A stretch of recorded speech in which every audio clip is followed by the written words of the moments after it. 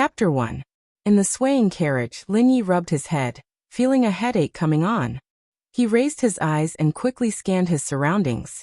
The luxurious carriage made of brocade, the long swords and short knives hanging on both sides, and the simple dirt road outside the carriage all showed that Lin Yi was now in another world. However, there was only one thought in Lin Yi's mind at that moment. Who is trying to kill me? Lin Yi's background in his previous life was not low. He was the illegitimate son of the Nanyang Chinese Lin family. In his previous life, Lin Yi was very open-minded. He was an illegitimate son and the youngest. His elder brother was already over 40 years old and controlled half of the family's business. The other brothers were not useless either. They all more or less controlled some power in the family. As the youngest Lin Yi, what did he have to compete with the others? Compete with them? It was not that Lin Yi did not live up to expectations, but he really did not have a chance. Therefore, in his previous life, Lin Yi had never competed for anything. He had been a useless hedonist, enjoying himself to his heart's content. Recently, Lin Yi had become addicted to a newly developed game, Pugilistic World. It combined the backgrounds of countless martial arts worlds. The scenery, characters, and plot were all grand and majestic. Most importantly, it was incomparably realistic. It was as if it was another virtual world. Lin Yi was instantly addicted to this game. Later on, Pugilistic World's technology was innovated. After releasing the third version of the story, holographic game helmets were immediately released. Lin Yi relied on his own wealth to obtain the first batch of helmets. However, as soon as he put it on, the entire helmet exploded. Lin Yi knew very well that this had nothing to do with the game company. The safety of the helmet had been tested. Forget about exploding. It could not even cause an electric shock. The only thing Lin Yi could not understand was that he had already acted so harmless and useless. Why would someone still want to kill him? Perhaps his decision not to compete for anything was wrong from the beginning? Right at this moment, countless memories surged into Lin Yi's mind, and it instantly caused him to groan in pain. His eyes revealed a wisp of ruthlessness, and he only calmed down after a long while. Lin Yi rubbed his head. He had inherited all the memories of this body, and even some of its personality. Was he Lin Yi or the illegitimate son of the Chu family in Tongzhou Prefecture, Chu Xiao? In this life his name was Chu Xiao. He was the illegitimate son of the Chu clan in Wei County of Yin Kingdom. Of the 4 sons of the Chu clan, he was ranked second. However, his birth mother was only an ordinary concubine, and she died during childbirth, so he was not valued in the Chu clan. Chu Xiao used to be cowardly and reckless. Picking up the short knife on the ground, Chu Xiao lightly flicked the blade, and a hint of gloominess appeared in his eyes. He mumbled, "Destined to be defeated? In my previous life, I did not fight or snatch, but in the end, I died a horrible death. Since the heavens have given me another chance, then in this life, I will take the initiative to fight and snatch. It's better for me to kill someone than for them to kill me." At this moment, the door of the carriage was opened, and a charming and delicate maid seemed to have heard the commotion in the carriage, and came in. She looked at Chu Xiao in astonishment and asked, "Young master, did something happen?" Looking at this maid, whose appearance and beauty were both top-notch, the corners of Chu Xiao's mouth curled into a sinister smile. The maid in front of him was called Yu, and she was the mother of the Chu family's third son, Chu Sheng. She was also someone sent by his second mother. It was laughable that Chu Xiao had actually thought that this maid was assigned to him by the family, and had even doted on her. In the end, not only had used his name to act like a tyrant in the Nanshan mining area, causing his reputation to be completely ruined by the servants of the Chu family, she had even secretly encouraged him to provoke and torture criminals, wanting to incite a riot. It was obvious that she wanted to put him to death. Looking at Yu, Chu Xiao suddenly grinned. "It's nothing, I just dropped my knife on the ground." For some reason, when Yu saw Chu Xiao's smile, she suddenly felt a little gloomy, and her hair stood on end. However, Yu did not care too much. She gave Chu Xiao a sweet smile and said, "Young master, it's been raining recently, so it's not easy to walk on the official road. Why don't we take the small path in Yuanbao town? It's closer there." Chu Xiao's face had a hint of a smile that was not a smile and said, Take the small path in Yuanbao Town? But I heard that these small paths are all opened under the barren mountains and forests of Shangmeng Mountain. It's very easy to encounter bandits there. Yuer said coquettishly. It's all just a rumor. Many of the caravans going to and fro the Tongzhou prefecture take the small path. Moreover, this servant still wants to return to the residence to take a bath. This servant hasn't taken a bath many times in the past year in the Nanshan mining area. And my body is already smelly. In the past, when Yuer acted like a spoiled child, Chu Xiu would definitely embrace her, comfort her, and satisfy her requests. But now, Chu Xiu was only looking at her with a creepy smile on his face. This caused Yuer to panic. At this moment, Chu Xiu suddenly stretched out his hand and pinched Yuer's tender face. Only when Yuer almost cried out in pain did he let go and say, "All right, then let's go to Yuanbao Town." Yuer rubbed her face. She suddenly felt that the Chu Xiu in front of her was a little unfamiliar, as if he was a completely different person.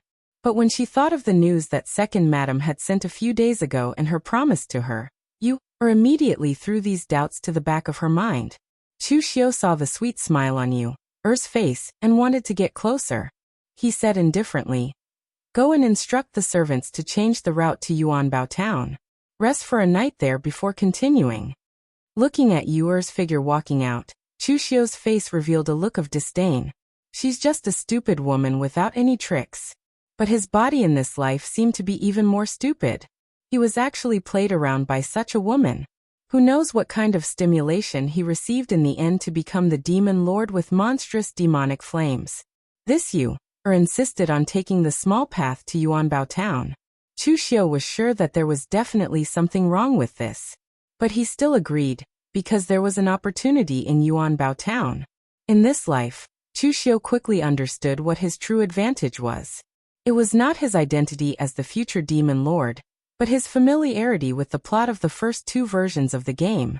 Although Chu Xiu would become the leader of the Kunlun devil cult in the future, that was only the plot introduction.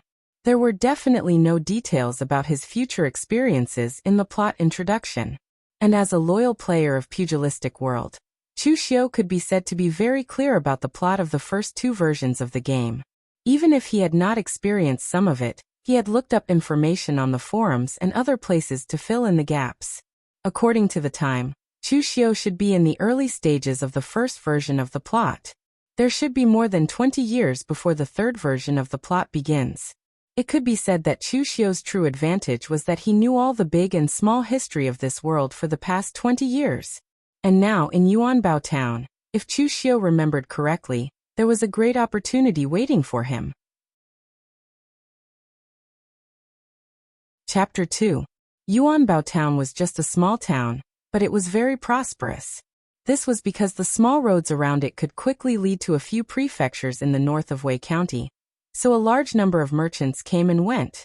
After the carriage arrived at Yuanbao Town, Chu Xiu arranged an inn and took Yuer and a dozen servants of the Chu family to stroll around Yuanbao Town. Chu Xiu looked around. Yuer was a little bored. The Tongzhou prefecture was a large city in Wei County, and it was much more prosperous than this small town. What was there to see here? At this moment, Chu Xiu suddenly discovered something and walked straight to a shop that sold secret boxes. This so-called secret box was also a major feature of the Great Pugilistic World. In the Great Pugilistic World, martial arts flourished. However, 10,000 years ago, it experienced a great calamity, causing a natural disaster to descend. Countless martial arts sects were destroyed in this apocalyptic world. Before the calamity began, a formation grandmaster had researched something called a secret box. It was used to store the sect's treasures, ancient books, and other things to prevent them from being damaged during the calamity. The core of the secret box was its formation. It could be used to strengthen and seal the secret box, increasing its effectiveness. Unfortunately, it had been lost. The material of the secret box could be anything. Gold, iron, stone, or even wood could be used. In any case, the stronger the material of the secret box, the more power the formation could unleash. The size and shape of the secret box were also random. In any case, the formation was the same. The size and shape of the secret box depended on what the sect that made it wanted to store in it. Therefore, after the great ancient calamity, the survivors excavated the ruins of countless sects and found a large number of such secret boxes. Some people opened the secret box and found peerless techniques, while others found rare treasures. Of course, not all the secret boxes contained treasures. Most of the secret boxes were empty or contained some useless things. The empty secret boxes were prepared by the sects in advance. The formation was also engraved, so that they could be used at any time. They looked no different from the secret boxes that contained things. There were also some secret boxes that contained items that were of greater significance to martial artists, but in reality, they were not of much value. For example, a sword used by an expert when he was young, a handkerchief given by a lover, and so on. Because of that, there were good and bad items in the secret boxes. Furthermore, due to the uniqueness of the formation, no one in the Jianghu could see what was going on inside from the outside.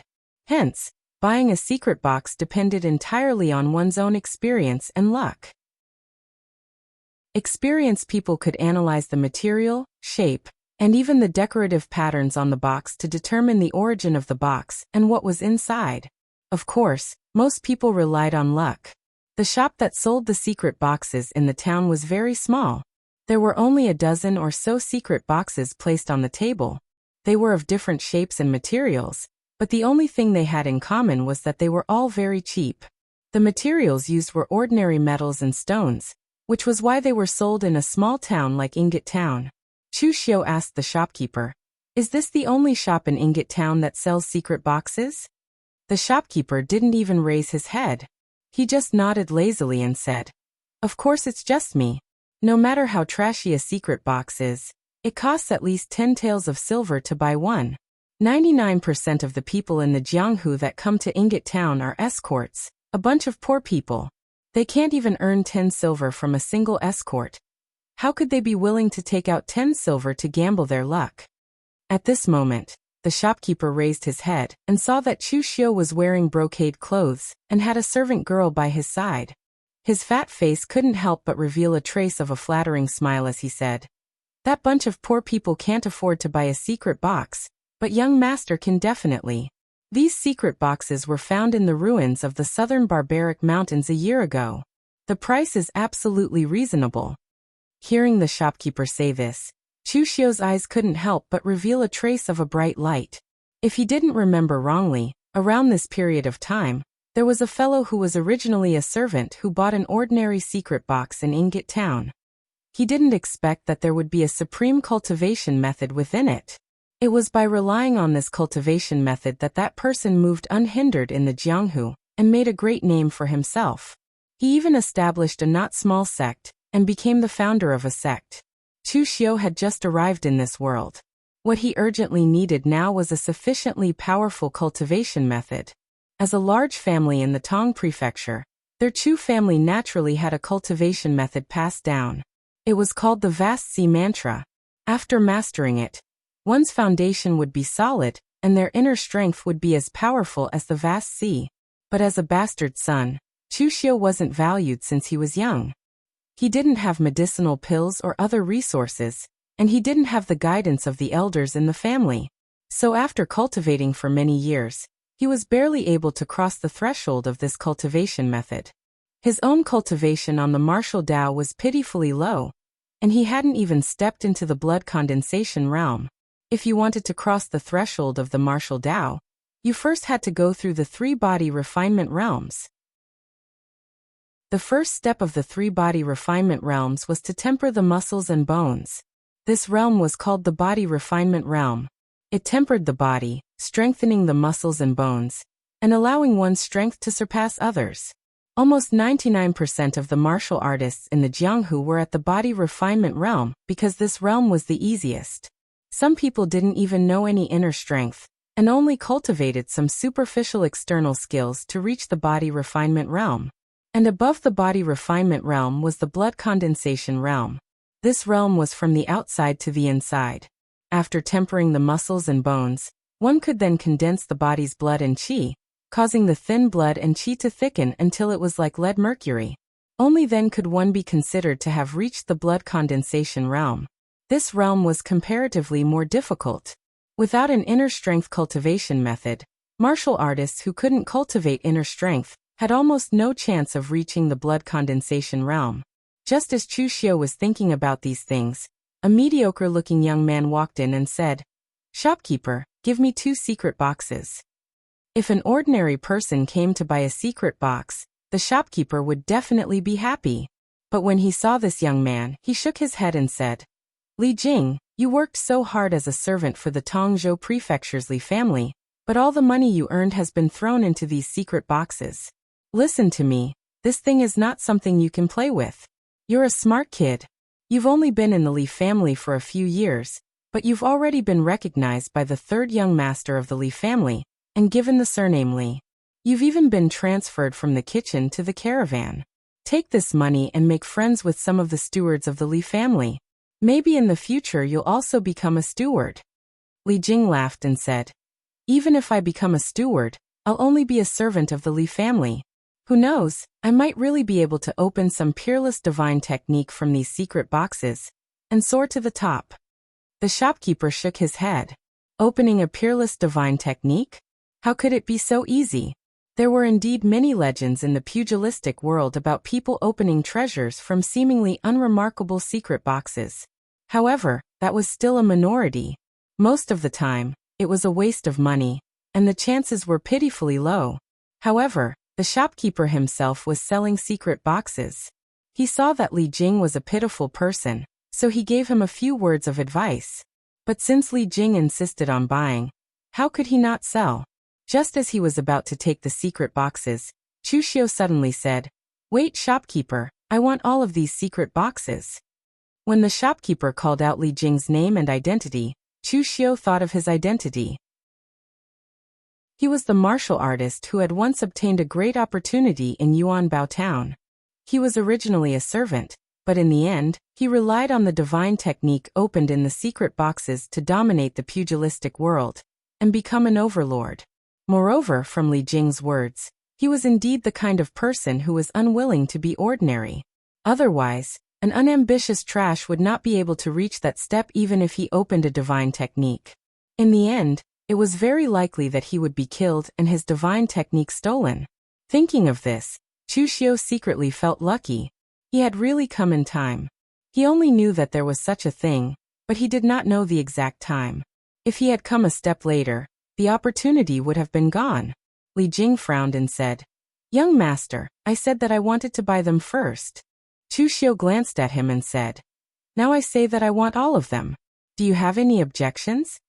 Li Jing's face showed a trace of anger. He coldly snorted and said, "Young master, do you think that I, Li Jing, am just a servant and that I can be bullied?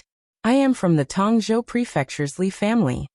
The Tongzhou Prefecture was a big city in Wei County, and the Li family was one of the 3 big families in the Tongzhou Prefecture. Although he was only a servant of the Li family, some of the smaller and rundown clans couldn't compare to him. Even some of the smaller clans had to bow and scrape in front of the steward of the Li family. Chu Xiu looked at him and sneered. "Previously, you said that you did not want to be a servant for the rest of your life. Now that things have come to this, you still want to use the Li family to intimidate me. You are a servant, and you want to use the Li family to suppress me? You don't know what you are talking about." As soon as Chu Xiu's voice fell, a few servants behind him immediately surrounded him and looked at Li Jing fiercely. He had learned martial arts because he was appreciated by the Li family's 3rd young master. However, he was a servant after all.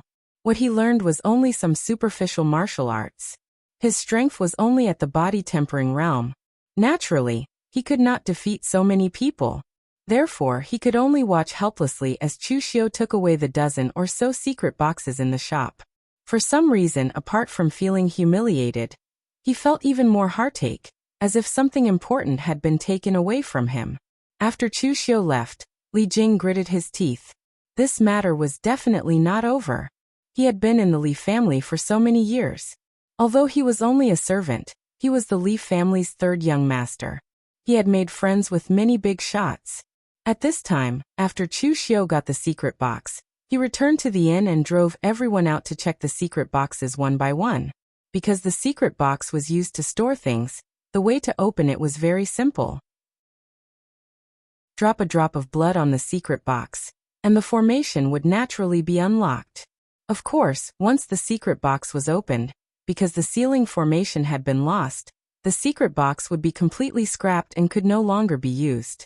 This also put an end to the idea of fishing in troubled waters with an empty secret box. There were a total of 17 boxes. Chushio opened 8 of them in succession, but 7 of them were empty. One of them had a booklet inside, but it had long since decayed. Furthermore, it was not a cultivation technique, but a booklet that recorded the details of a sect's assets. It was useless. Until Chushio opened the 9th secret box. The secret box was only made of brown stone. It was only the size of a palm.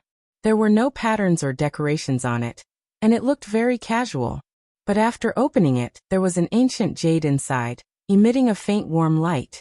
In ancient times, in order to better preserve the cultivation method, some experts would not write the cultivation method on paper. Instead, they would engrave the cultivation method in the best jade with their spirit mark.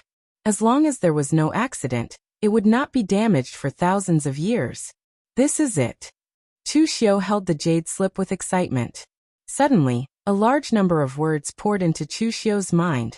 Taoism Secret Book, Xiantian Skill. The Xiantian skill that Chushio had obtained was a branch of Taoism in ancient times. It was the inherited skill of Chuanjin sect. It cultivated the Xiantian true qi, which could resist all kinds of diseases, balance the real and the virtual, nourish the foundation, and make the true qi endless. Taoism cultivation method paid the most attention to the foundation, and it was also the most moderate. Although this Xiantian skill did not seem special at first glance, it was rated as a 4th-grade cultivation method in the original plot. There were strong and weak people, and so did the strength of cultivation method. Although the strength of cultivation method was related to the person who practiced it, and some talented people could even dominate the Jianghu with low-level cultivation method, they were only a minority. Therefore, the cultivation method in the Jianghu was roughly divided into several grades. Normal cultivation method had a total of 9 grades. The 1st grade was the lowest, and the 9th grade was the highest. Among them, the first 3 grades of cultivation method could basically be the inherited cultivation method of a small sect. Ordinary people in the Jianghu could only be regarded as punches and kicks. They were not even qualified for the 1st grade cultivation method. The middle 3 grades of cultivation method were regarded as treasures in the whole Jianghu, and could be used to establish a sect. As for the last 3 grades of cultivation method, they were basically in the hands of some big sects in the Jianghu, and very few were in the hands of individuals. There were still 2 grades above the 9 grades. One of them was the supreme cultivation method, which could be used to dominate the Jianghu and become the supreme master of the martial arts world. The other was the peerless cultivation method, which, just like its name, was the best in the world at that time. It was a legendary existence. In addition to these grades, there were some strange cultivation methods in the Jianghu, which could not be measured by grades. Some people were weak when they practiced it, but some people were very strong when they practiced it. Some strange cultivation methods had some strange effects, which could not be measured by power alone. This innate function was evaluated as the 4th grade by later generations, and it was naturally reasonable that it could be used as a cultivation method to establish a sect. The characteristic of the cultivation method of Taoism to nourish the foundation was exerted to the extreme by the Xiantian cultivation method. Ordinary martial artists needed to lay a good foundation since they were young. The older they were, the slower their progress would be. However, the Xiantian cultivation method was different. It could quickly wash and refine the martial artist's body. No matter how old they were, they could reshape their foundation. In the original plot, Li Jing got the Xiantian cultivation method, but he was not young anymore. He had passed the best stage of practicing martial arts. It was because of the Xiantian cultivation method that he could reshape his foundation and make rapid progress in his realm. His foundation was even stronger than those disciples of aristocratic families who practice martial arts since childhood. At present, Chu Xiu's situation was similar to that of Li Jing. Although he was born in the Chu family, in fact, there was no special person to teach him when he was young. There was basically no elixir for him to build the foundation, so his foundation was extremely poor. But now, with the Xiantian cultivation method, Chu Xiu could make up for this, and even make his starting point in the martial arts road higher than the martial artists of the same realm. Looking at the remaining secret box in front of him, Chu Xiu also opened it together. He did not expect to find another cultivation method, but this cultivation method did not appear in the original plot. Of course, it was possible that it had appeared, but Chu Xiu did not know. This cultivation method was not an internal force, but a strange bladesmanship called Azure Dragon in the sleeve. Chu Xiu's martial arts was just at the beginning. Except for those famous cultivation methods in the original plot, even if other cultivation methods were placed in front of him, he could not tell whether they were good or bad. But in his eyes now, this Azure Dragon in the sleeve was much better than the ordinary martial arts skills of the first grade passed down in the Chu family. The weakest should be the second grade. The bladesmanship of the Azure Dragon in the sleeve paid particular attention to the technique of hiding the blade. The shape of the blade was hidden in the sleeve, and the blade intent was hidden in the body. When the blade was slashed out, it was like an Azure Dragon coming out of the sea, with infinite power. The blade was the Azure Dragon, and the sleeve was the sea with the Azure Dragon hidden. The whole bladesmanship was very simple, and its charm was only the moment when the Azure Dragon came out of the sea. The internal force that the Chu family mainly practiced was the vast sea mental strength. As for the other martial arts movements, they were not too strong.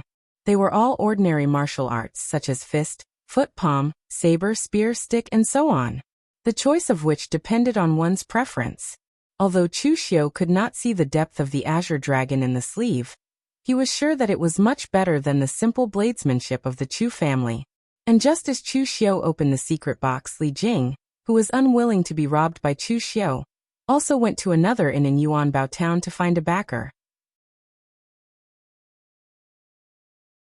Chapter 3. The Li family was one of the 3 great clans of the Tong state. They had a lot of businesses, and every year, they would send a few caravans with a large number of warriors to guard against bandits. This time, they dared to take a remote path like Ingot town because they had brought a lot of people with them. They weren't afraid of the bandits, who were mostly just a motley crew. Although Li Jing was a servant of the Li family, he had been recognized by the 3rd young master of the Li family, and was transferred to the caravan. Although he wasn't a steward, he could be considered a small leader. At this time, in another inn in Ingot town, Li Jing walked to the door of an upper room. Hearing the sounds of laughter coming from inside, he knocked on the door. A lazy voice said, "Come in." He pushed open the door and saw a man in his 30s in an embroidered robe holding a seductive woman in his arms. There were some dishes and wine on the table, and there were also 2 stewards of the caravan accompanying them. Each of them had an average-looking woman by their side. The person in front of him was the leader of the Li family's caravan, Li Tong. He was greedy and lustful, and his ability and strength were average. It was obvious from his current behavior. Even in a small place like Ingot town, he still had to prepare wine and women to enjoy. He could even take in such a beautiful woman. The reason why this kind of person could become the leader of the caravan was all because of Li Tong's background. He was from a branch family of the Li family. Although he was greedy and lustful, and his ability was average, he could at least get things done. At least he was better than those incompetent trash. He was given 2 capable stewards to be in charge of the caravan. After all these years, there hadn't been any problems, so Li Tong's status in the Li family had increased. Looking at Li Tong, Li Jing's eyes faintly revealed a trace of unwillingness and disdain. If this kind of trash could become the leader of the caravan, then no matter how capable he was, he would still be a servant even if he became a steward of the Li family in the future. He would have to serve this kind of trash. Although this was what he thought, Li Jing still squeezed out a smile and cupped his hands. "Greetings, 7th Master." Because Li Tong was ranked 7th in his generation, the servants of the Li family all called him 7th Master. Seeing Li Jing, Li Tong smiled and waved his hand, saying, "Oh, it's Li Jing. Come, come, come. Sit down and have some wine. I'll get the manager to call a lady up. Don't look down on them. It's good enough that there are girls in this small place. When we get back to Tongzhou Prefecture and receive our reward, I'll invite you to the Intoxicated Flower Tavern." Although Li Tong's ability was average, he wasn't stupid. He knew that he couldn't manage this caravan by himself, so he treated the two stewards very well, making them feel deeply grateful to him. Usually, when something happened in the caravan, the two stewards would play the bad cop and he would play the good cop. Therefore, in the caravan, Li Tong's prestige was actually the highest. Although Li Jing was only a small leader, he was appreciated by the third young master. According to seniority, although he was the third young master's cousin, in fact, in front of the third young master, he was no different from those stewards, so his attitude towards Li Jing was not bad. Li Jing's face revealed a trace of grievance as he said, "Seventh master, I was robbed in town just now." I revealed the Li clan's name, but the other party actually didn't care about the Li clan. "Oh, what's going on? Someone actually dared to rob someone from my Li clan?" Li Tong immediately frowned. After Li Jing narrated the matter to Li Tong with some embellishments, Li Tong immediately snorted and said, "Don't worry, this matter isn't over. Even if it's a servant of my Li clan, those small clans can't afford to offend him." With that, Li Tong ordered a servant of the caravan to find out who the other party was. Yuanbao town wasn't that big, so this kind of thing was very easy to find out. "Thank you, seventh master, for helping this lowly one." Li Jing hurriedly expressed his thanks. Seeing Li Jing's grateful appearance, Li Tong nodded in satisfaction. This kind of method that didn't require much effort to buy people's hearts was what he was best at. After half an hour, the servant returned and said in a low voice, "Seventh master, the other party is from the Chu clan." Hearing this, Li Tong's complexion immediately changed, and he changed into an experienced and prudent tone as he said to Li Jing, "Li Jing, the other party is from the Chu clan. This is going to be a bit troublesome." Among the three great clans of the Tong State Prefecture, the Chun clan was fully deserving of being number one. The Chun clan's patriarch, Shun Mo, was the younger brother of the Wei Prefecture's Azure Wave Sword sect's eldest disciple, Falling Rain Sword Shenbai. With such a heavy relationship, even if Shun Mo took over the position of patriarch at the age of 30 and killed 7 Chun clan elders in order to establish his might, no one would dare to say anything. Although the Chu clan had only moved to the Tong State Prefecture 20 years ago, the Chu clan's patriarch, Chu Zongguang, wasn't simple. He had already surpassed the body tempering and blood condensation realms, and reached the Xiantian realm where his blood, qi, tendons, and bones were completely integrated, without any impurities. He was like a newborn baby, and he looked like he was in his early 40s. When my Li clan's patriarch was still alive, he could compete with that old thing Chu Zongguang.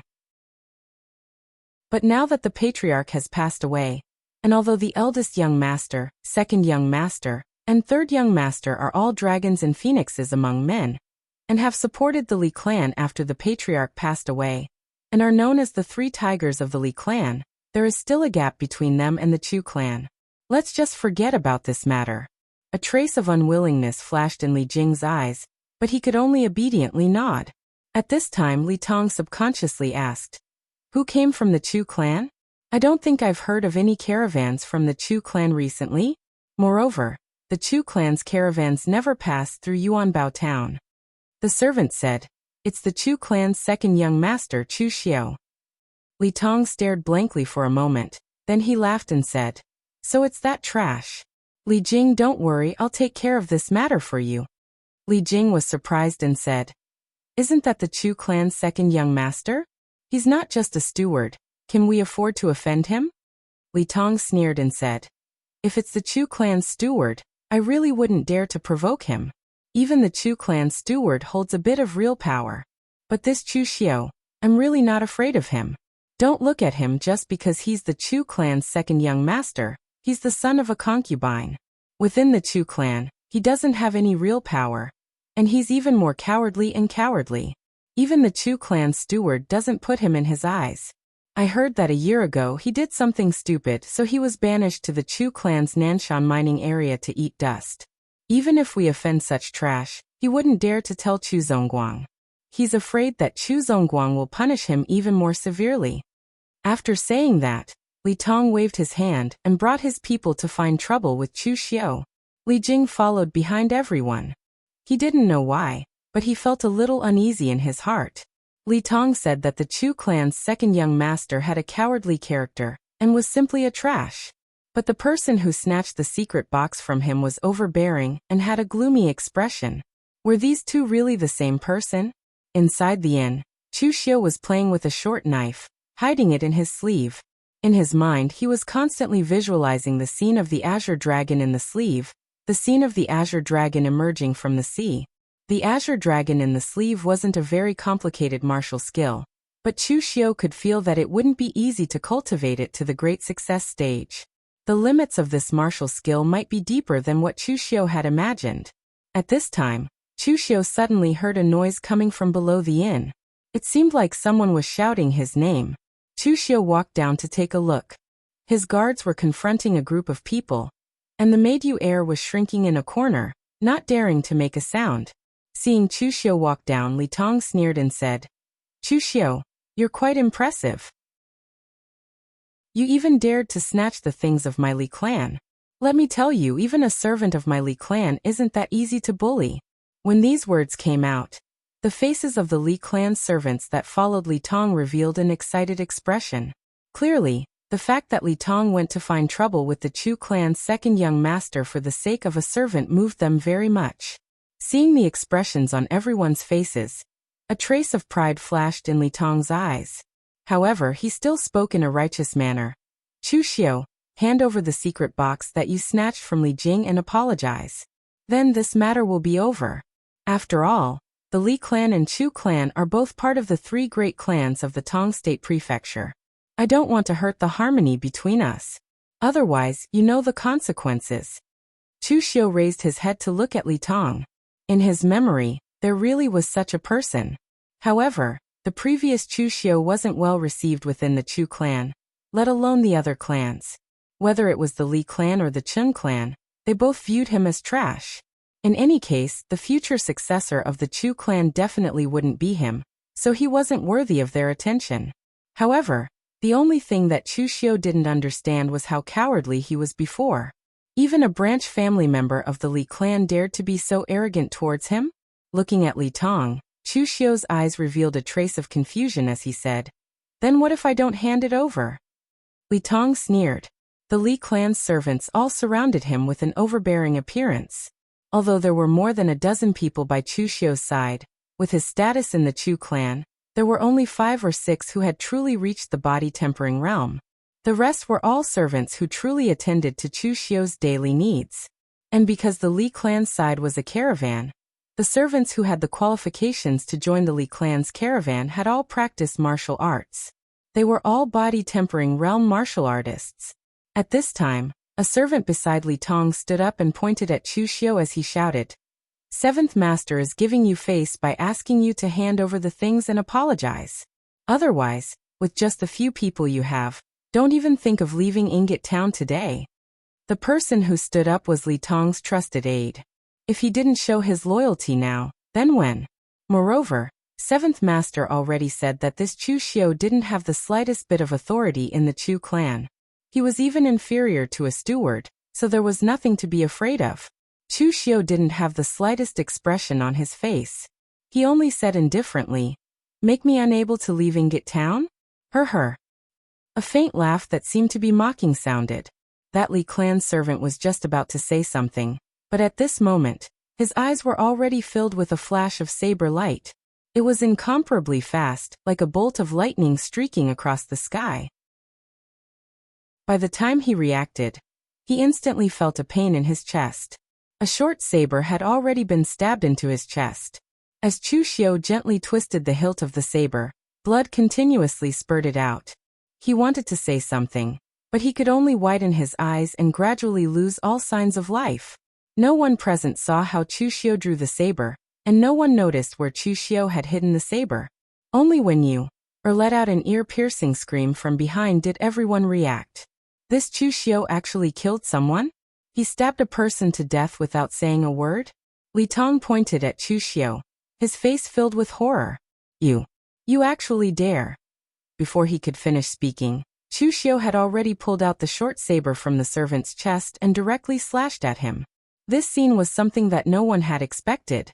It was fine if Chu Xiu killed a Li clan servant, But now he also wanted to kill Li Tong? One had to know that Li Tong was the Li clan's steward, and he was also a collateral descendant of the Li clan. No one present expected that Chu Xiu would attack Li Tong, and no one could react in time. Li Tong himself wanted to block it, but this time he only wanted to threaten Chu Xiu. He didn't have any weapons.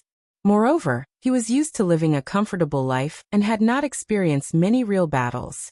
Even if he had a weapon, he wouldn't be able to block it. Only Li Jing, who was beside him, clenched his teeth and reacted the fastest. He took out a dagger that he carried with him and threw it at Chu Xiu, wanting to block the saber.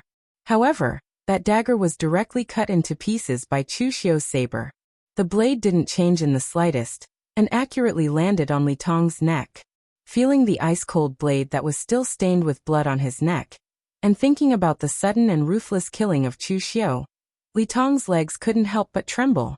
Looking at Li Tong, Chu Xiu said in a flat tone, "Trash like you wants to find trouble with me? You simply don't know what you're talking about. Even if I, Chu Xiu, am not welcomed in the Chu clan, I am still the Chu clan's second young master, and Chu Zongguang is my father. But what are you? You're just a collateral descendant, and your position isn't much higher than a steward's.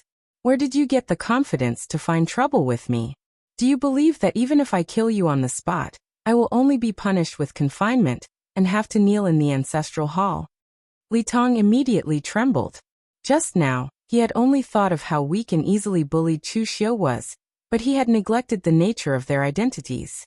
He was only a collateral descendant, and Chu Xiu killing him was indeed a huge disaster. But so what? After all, he was the Chu clan's patriarch, Chu Zongguang's son. Could the Li clan let Chu Xiu pay with his life for a collateral descendant like him?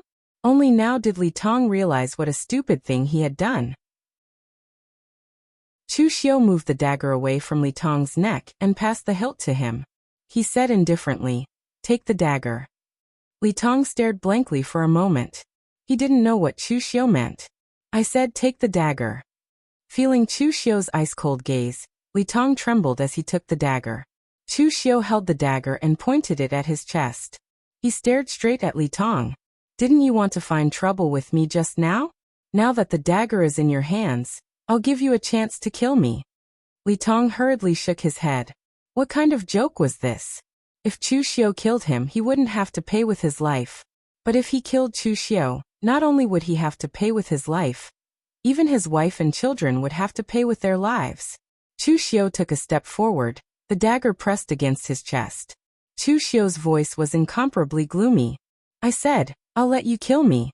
With a clang sound, the dagger fell to the ground. Li Tong's hand trembled, and he couldn't even hold the dagger properly. A trace of ridicule appeared on Chu Xiu's face. He slapped Li Tong's face and sneered. "Trash. I gave you a chance, but you didn't use it. You didn't even dare to kill with a dagger. Who gave you the courage to find trouble with me?"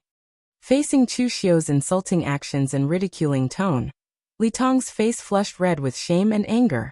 However, he didn't dare to say anything. Chu Xiu pointed at the entrance of the inn and indifferently said, "Get out of here now. Take that idiot's corpse away and clean it up. Don't cause trouble for the innkeeper." After he finished speaking, Chu Xiu directly turned around and went upstairs. The Chu family's servants and you all had dull expressions on their faces. Was this still the Chu Xiu from before? However, they were all frightened today. They didn't dare to think too much and immediately followed Chu Xiu upstairs. At this moment in the lobby of the inn, Li Jing walked to Li Tong's side and cautiously said, "Seventh Master." However, before he could finish speaking, he was directly kicked to the ground by Li Tong. Li Tong's face flushed red as he angrily said, "F***ck your mother. It's because of this idiot that caused so much trouble. Just you wait. Even if you have third young master to protect you, I will still make you look good when I return to the Li family." Everyone present looked expressionlessly at Li Jing, who was lying on the ground in a daze. It was because of him that Li Tong had lost so much face today. From now on, his days in the Li family would probably not be easy. Chapter 4. Inside the inn, Chu Xiu rubbed his face in front of the bronze mirror. Just now, he had killed someone without any hesitation. His performance was extremely ruthless, but he didn't feel the slightest discomfort. In his previous life, Chu Xiu had watched underground fighting and killing games in search of excitement, but he had never killed anyone with his own hands. His performance just now was mostly due to the memories of this life. Back in the Chu clan, Chu Xiu had indeed behaved very cowardly. But in a place like the Nanshan mining area, facing all kinds of criminals and murderers, Chu Xiu's original character had been affected by the environment. From cowardice, he had become violent and crazy. In fact, in his memory, he had even killed a few disobedient criminals in the Nanshan mining area. Now Chu Xiu vaguely understood why in the original world, this body of his had changed from a cowardly bastard son of a clan to the ultimate villain of the third version. The experience in the Nanshan mining area had a great impact on Chu Xiu. Perhaps even the Chu clan themselves had not expected that because of their clan's internal strife, the result was the creation of a great demon that would confuse the world. After nightfall, Chu Xiu suddenly called for one of his subordinates, Gao Bei. Gao Bei was a small leader in charge of the dozen or so subordinates under him.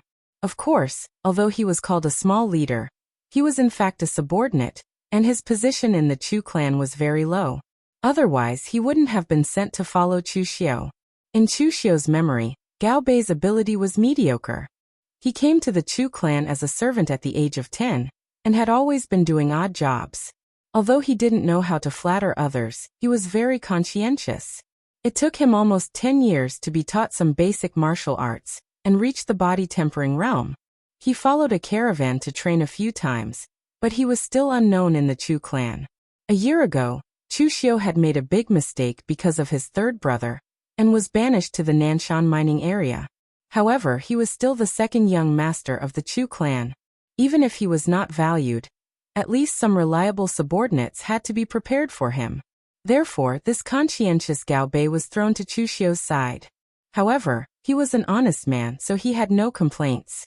In the past year, staying by Chu Xiu's side was no different from staying in the Chu clan. "Young master, you were looking for me?" Gao Bei carefully walked in and looked at Chu Xiu. There was a hint of fear in his eyes. Clearly, the events of the day had given him a great shock. Chu Xiu looked at Gao Bei and said calmly, "Gao Bei, you have been in my Chu clan for more than 10 years, and you have been working conscientiously. In the end, you are still a servant, receiving 2 taels of silver a month, which is only slightly higher than the janitors. Those who entered the Chu clan with you have either been transferred to a caravan, or become shopkeepers of various shops, and even become stewards of the Chu clan. Don't you feel unhappy?" Gao Bei pursed his lips. He was not really stupid. Seeing that his companions who entered the Chu clan with him had gone further than him, he was the stupidest. He didn't know how to flatter others, and he always offended others. Therefore, he had always been at the bottom. Of course, he would feel uncomfortable. However, Gao Bei's only good point was that he knew his own limits. He smiled bitterly at Chu Xiu and said, "Young master, I, Gao Bei, am stupid in both speech and character. After all these years, the Chu clan hasn't chased me out, and even allowed me to become a guard that serves the second young master. This lowly one is already content." Chu Xiu looked straight into Gao Bei's eyes and said, "No, you're not satisfied. Even a stray dog wouldn't be willing to eat leftovers after you fed it with meat for a year. Even dogs are like this, not to mention humans. Humans will never be satisfied." Chu Xiu's eyes seemed to be able to see through his eyes and into his heart, which made Gao Bei take a step back. His mouth moved, but he didn't know what to say. Withdrawing his eyes, Chu Xiu said slowly, "You know what my status is in the Chu clan. You've been sent to serve me, so we're bound together." Gao Bei hurriedly said, "I understand." Chu Xiu shook his head and said, "No, you don't understand. Life and death are decreed by fate. Everything had to be fought for and fought for by oneself. Some of the servants who entered the Chu clan with you became shopkeepers. Some became stewards, but most of them died in the caravans, in the battles between the Chu clan and other clans." At this point, Chu Xiu's tone became deep and serene. "Future, wealth, these are all things you have to fight for with your life. In the past, you didn't even have the chance to fight for your life. Now I'll give you a chance. Go to the Shangmeng mountain outside Ingot town, and find the bandit leader there. Help me pass on a message. If you succeed, The 100 taels of silver is yours. In the future, you Gao Bei will be my confidant. As he said this, Chu Xiu directly placed 100 taels of silver on the table and said indifferently, based on your monthly salary in the Chu clan, even if you don't eat or drink, how many taels of silver can you save in a year? I still remember that your parents died, but you still have a young brother who was entrusted to your uncle's family. He should be an adult by now, right? If you want to find a wife in Tongzhou Prefecture, the price won't be low. A hint of struggle flashed across Gao Bei's face. The Shangmeng mountain outside Ingot town was not a good place. It was a barren mountain with no main roads, but it was filled with bandits, all of whom would kill at the slightest disagreement. Now the second young master actually wanted him to find them. However, he could not refuse the price that Chu Xiu had offered. He was an honest man, but it was precisely because of this that he could not see any hope of making a name for himself.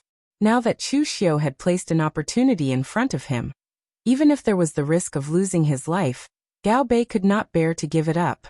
In the end, he gritted his teeth and took the 100 taels of silver in his hand. If it was the old Chu Xiu, Gao Bei would definitely not have agreed. However, after seeing Chu Xiu's ruthless side today, he was both shocked and respectful, and did not dare to refuse. Chu Xiu nodded in satisfaction. He called Gao Bei over, whispered a few words to him, and had him set off that very night. Watching Gao Bei's departing figure, Chu Xiu's eyes flashed.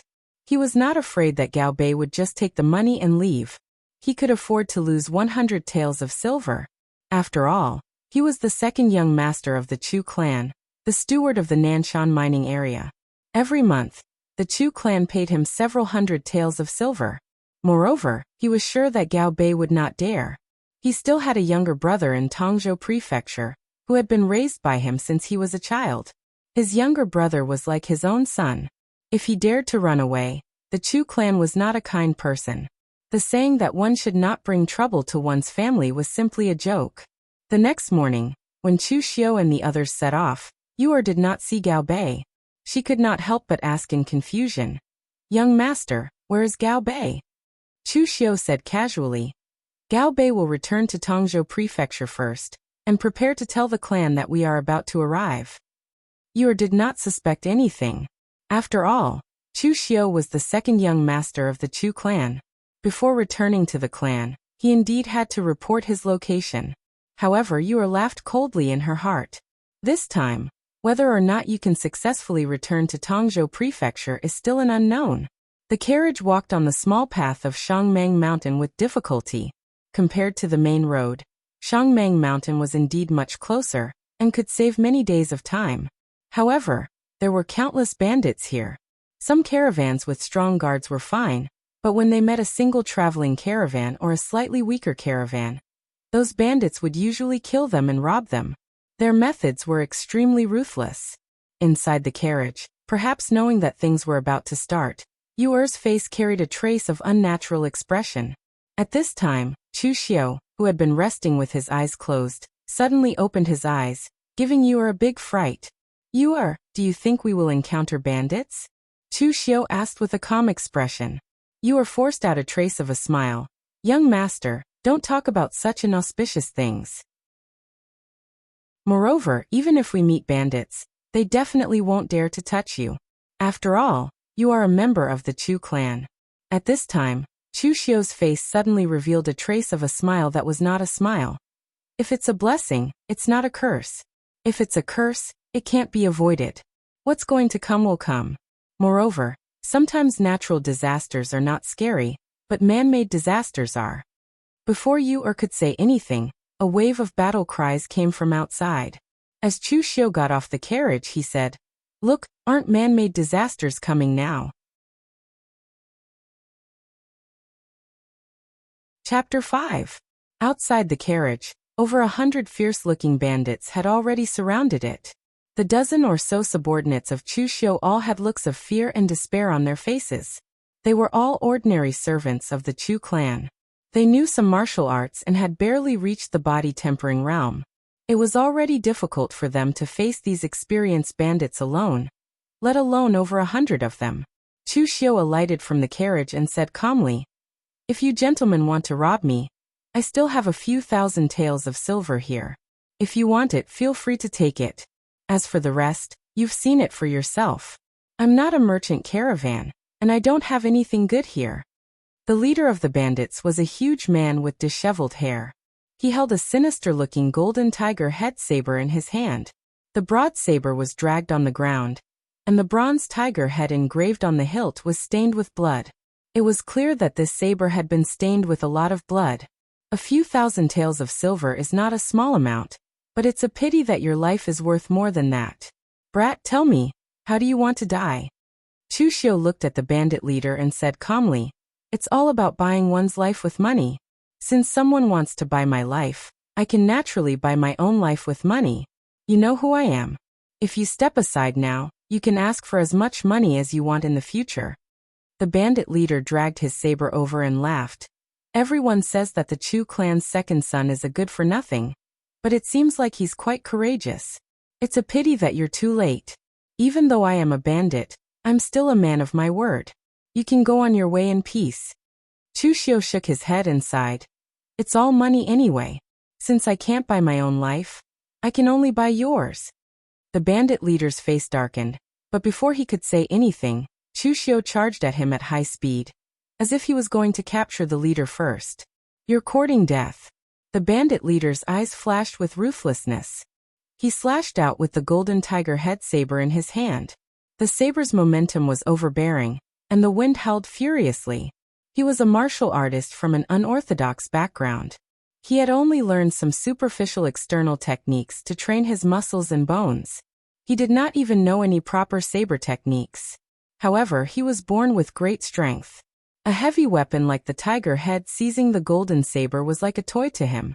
With a sweep of the saber, even if someone was wearing armor, they would still be cut in half.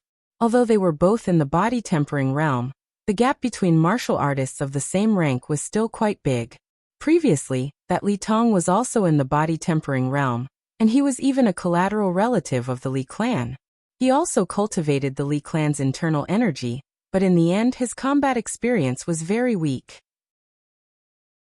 On the other hand, this bandit leader didn't have the slightest bit of internal energy on him, but his attacks were decisive and ruthless. If Li Tong were to fight with him, it was very likely that he would be chopped off with a single slash. However, Chu Xiu was not Li Tong. In the face of this powerful and heavy blade, Chu Xiu was incomparably calm. His strength was inferior to this bandit leader. In the face of that powerful and heavy tiger head-seizing golden blade, he might not even be able to block a single blade. Therefore, when the broadsword chopped toward him, he suddenly stopped. The genuine qi of the Xiantian skill flowed in his body. Although there was only a thin trace of it, it was better than nothing. At least, Chu Xiu had only practiced for a few days, but the total amount of his genuine qi was greater than that of the vast sea cultivation method that he had practiced for several years. With a punch, Chu Xiu's fist landed on the broad blade, causing the tiger head snatch golden saber to tilt slightly, narrowly missing Chu Xiu. The bandit leader's eyes revealed a touch of astonishment. It seemed that he didn't expect that this good-for-nothing young master would actually be able to dodge his blade. However, the bandit leader directly exerted force on his wrist, changing the slash into a sweep, chopping toward Chu Xiu's waist. However, Chu Xiu took the opportunity to roll, and although he seemed to be in a sorry state, he was still able to dodge the sweep. Moreover, although the bandit leader attacked fiercely, and Chu Xiu also dodged in an incomparably sorry state, in fact, Chu Xiu didn't suffer too much damage. After a dozen consecutive moves, the bandit leader was already somewhat anxious. It wasn't that he was afraid that he wouldn't be able to kill Chu Xiu, but rather that he wouldn't be able to keep his face. In the face of so many of his subordinates, the result was that he couldn't even deal with a good-for-nothing young master. Didn't this make him look even more useless than a good-for-nothing? His heart was in a mess, and the movements of his hands were somewhat messed up. He was completely attacking crazily, and had already given up on his own defense. At this moment, a glimmer of light appeared in Chu Xiu's eyes. After dodging a blade, his figure directly lowered, and he suddenly got close to the bandit leader. A flash of silver light shone from his sleeve, and directly slashed toward the bandit leader's neck. The swift blade was unsheathed, azure dragon in the sleeve. The bandit leader could be considered a veteran of hundreds of battles. The moment he saw the silver blade light, he instantly felt his scalp go numb, and an extremely strong sense of danger came over him. He forcefully twisted his body and retreated, avoiding this sure-kill blade. However, who would have thought that Chu Xiu's blade momentum would change, twisting like a swimming dragon and slashing down. The blade slashed down on the bandit leader's shoulder and almost chopped off one of his arms. The bandit leader covered his bleeding arm and retreated. His eyes revealed a look of horror. If he hadn't dodged that blade fast enough, just that blade would have taken his life. Chu Xiu held the short blade in his hand and stood still. He didn't feel anything. The time he had obtained the Azure Dragon in the sleeve was too short, and he lacked practice. If he had a few more days to familiarize himself with it, then the bandit leader definitely wouldn't have been able to dodge his blade. The bandit leader's eyes revealed a touch of ferocity, and he said, "Kill. Let's go together and kill all of them for me." As soon as the word kill came out, a shout of kill was already heard. However, it wasn't from the bandit leader's side, but another group of people. There were only a few dozen people in that group, and their numbers were only half of the bandit leaders. However, each of their attacks were extremely ruthless, and they cut down a group of people. One of them, a man in his 30s, was their leader. His face was sallow, and although he wasn't short, he was very skinny. However, he was dragging a heavy sword in his hand, which didn't match his body shape at all. At this time, Gao Bei came out of nowhere and came to Chu Xiu's side. He said cautiously, "Young master, I'm not late, am I?" Chu Xiu stared at the battlefield and said casually, "Not bad, just in time." Although Chu Xiu had just started on the path of martial arts, he was, after all, from a martial arts family. He was more knowledgeable than some of the unorthodox martial artists. Chu Xiu could tell from the yellow-faced man's footsteps that this person was definitely different from the unorthodox bandit leader. This person was definitely a martial artist with an authentic martial arts heritage. At this time, when the bandit leader saw this scene, he couldn't help but shout angrily, "Ma Kuo! What the F***ck do you want?" Ma Kuo grinned coldly and said, "What do I want? Of course I want to F***ck you. Third brother Lian, it's not the first time that you've stolen my business because you're a veteran in Shangmeng Mountain. This time, I'll send you to hell." As soon as he finished speaking, Ma Kuo's giant sword came crashing down. From the steps, to dragging the sword, to lifting the sword, to the slash, each of these movements exerted his strength to the extreme. It was just an ordinary vertical slash, but he was able to exert 30% of his strength. He was much stronger than the unorthodox bandit leader. As the sword fell, the bandit leader couldn't hold his sword with both hands because his shoulder was injured by Chu Xiu. The tiger head snatch golden sword was sent flying. He wanted to escape, but Ma Kuo was extremely agile. He caught up with the bandit leader and cut him in half at the waist. Ma Kuo shook off the blood on his sword and turned back to smile at Chu Xiu. Gao Bei, who was standing beside him, was already frightened by the scene of Ma Kuo cutting the bandit leader in half. Seeing this smile, he immediately shivered. Chu Xiu just cupped his hands at Ma Kuo and said, "Thank you for your help this time, hero." Ma Kuo walked over with his heavy sword and grinned. "Kid, aren't you afraid that I'll kill you?" Chu Xiu spread out his hands and said, "Chief Ma, you should know who I am. You've seen the conditions I promised you. If you kill me, you'll get a few thousand taels of silver at most. But if you don't kill me, you'll get all kinds of refined ores. At least, you'll be able to get your subordinates to trade for all the scrap metal." Yuer had encouraged Chu Xiu to go to Yuanbao town. From that moment, Chu Xiu could guess that his second mother was ruthless enough. Even a bastard like him, who had almost no chance of inheriting the position of the clan head, was merciless. It was most likely that she didn't want him to return to the Chu clan. That was why Chu Xiu had asked Gao Bei to make a trip to Shangshao Mountain. If his second mother could spend money to get the bandits to kill him, then Chu Xiu could get the bandits to protect him. After all, it was a transaction that required money. However, Chu Xiu didn't have much silver on him, so he promised the bandits some refined ores. These were the special products of the Chu clan in the Nanshan mining area. They were also the only power that Chu Xiu had right now. Ma Kuo asked suspiciously, Are you sure you're not lying to me? As far as I know, the refined ores that your Chu clan mined are all limited. Are you really willing to give them to me? As a bandit, he naturally needed equipment. He didn't lack weapons, but he only had swords forged by ordinary blacksmiths. The refined ores produced by the Chu clan's Nanshan mine were the true treasures, and were used to forge sharp blades. Ma Kuo had made his move this time, not only because the people who came to kill Chu Xiu were his old enemies, but also because Chu Xiu's offer was very tempting. Chu Xiu said calmly, "Chief Ma, you should know why these people came to kill me today. There are people in the Chu clan who want me dead. Why would I care about the Chu clan's resources?" As he spoke, Chu Xiu took out a piece of paper and handed it to Ma Kuo. "This is my warrant. Send someone to the Nanshan mining area with it, and you can get a batch of refined ores at a low price. Of course, you have to be fast. I'm still in charge of the Nanshan mining area now, but I don't know when I will be." After getting the document, Ma Kuo nodded in satisfaction.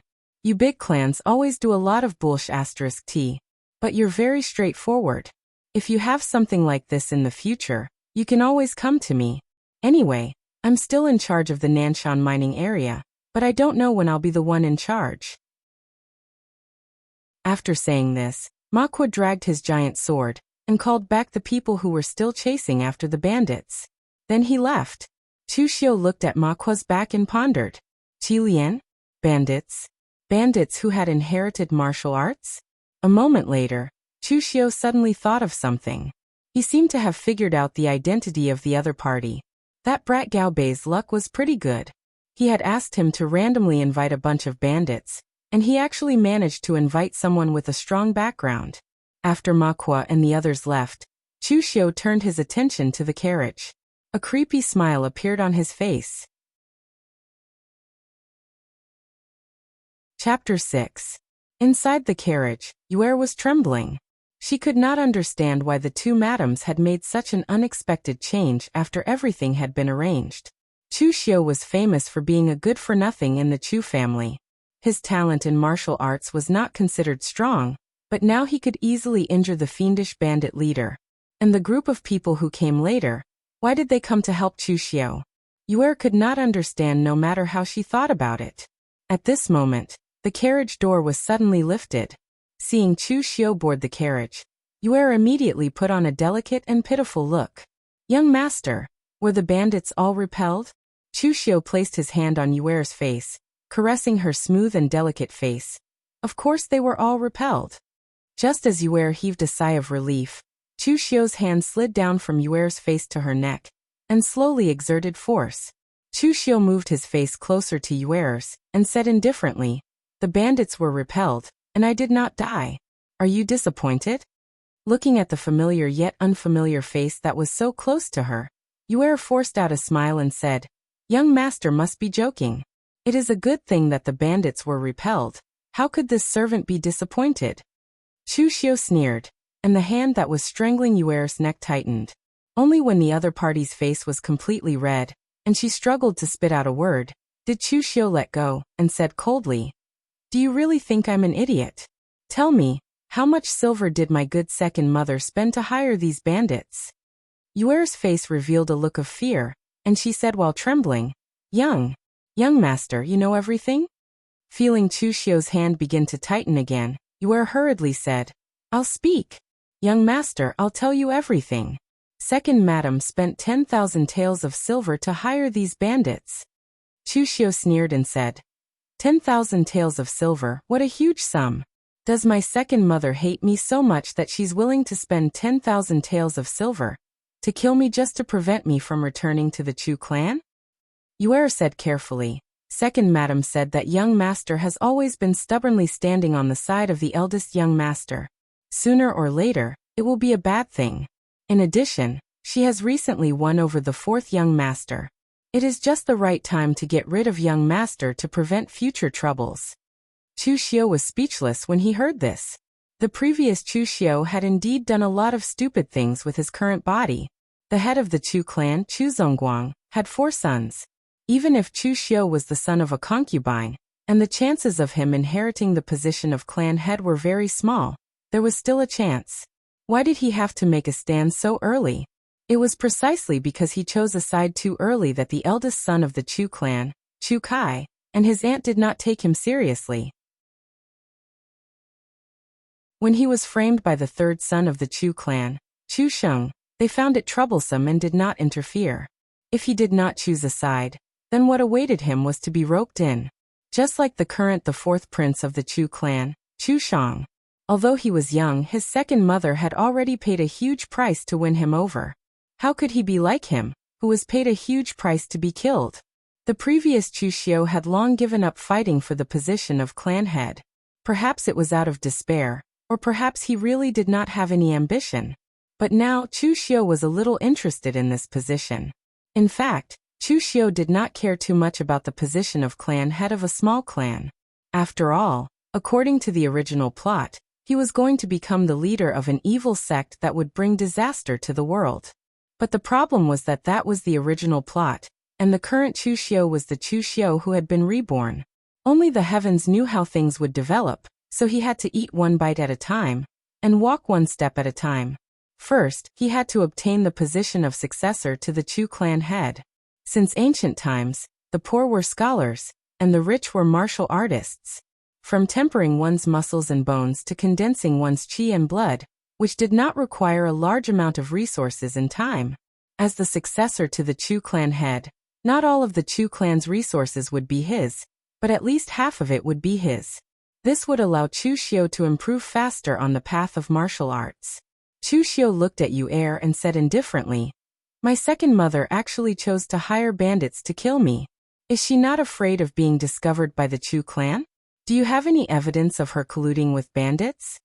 Since Chu Xiu had chosen to fight for the position of successor, his three brothers were all obstacles. If he could obtain evidence now, he could eliminate one of them first. Yu Er thought for a moment and said, "There is no evidence. Second Madam directly sent one of her trusted subordinates to find the bandits.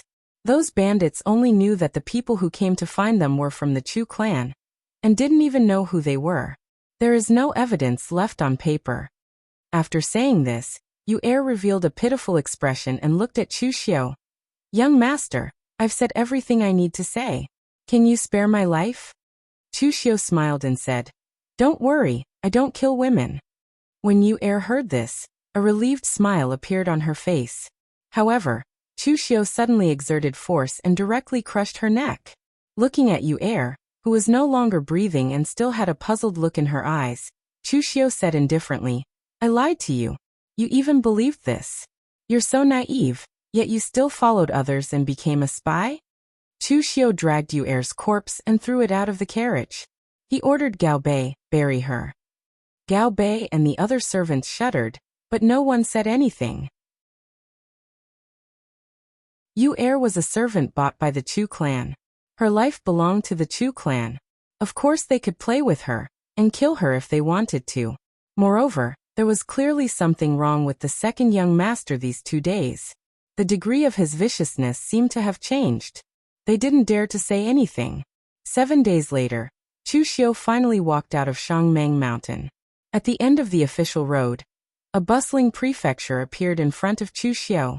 This was the Tong Prefecture where the Chu clan was located. It was one of the few big prefectures in Wei Prefecture.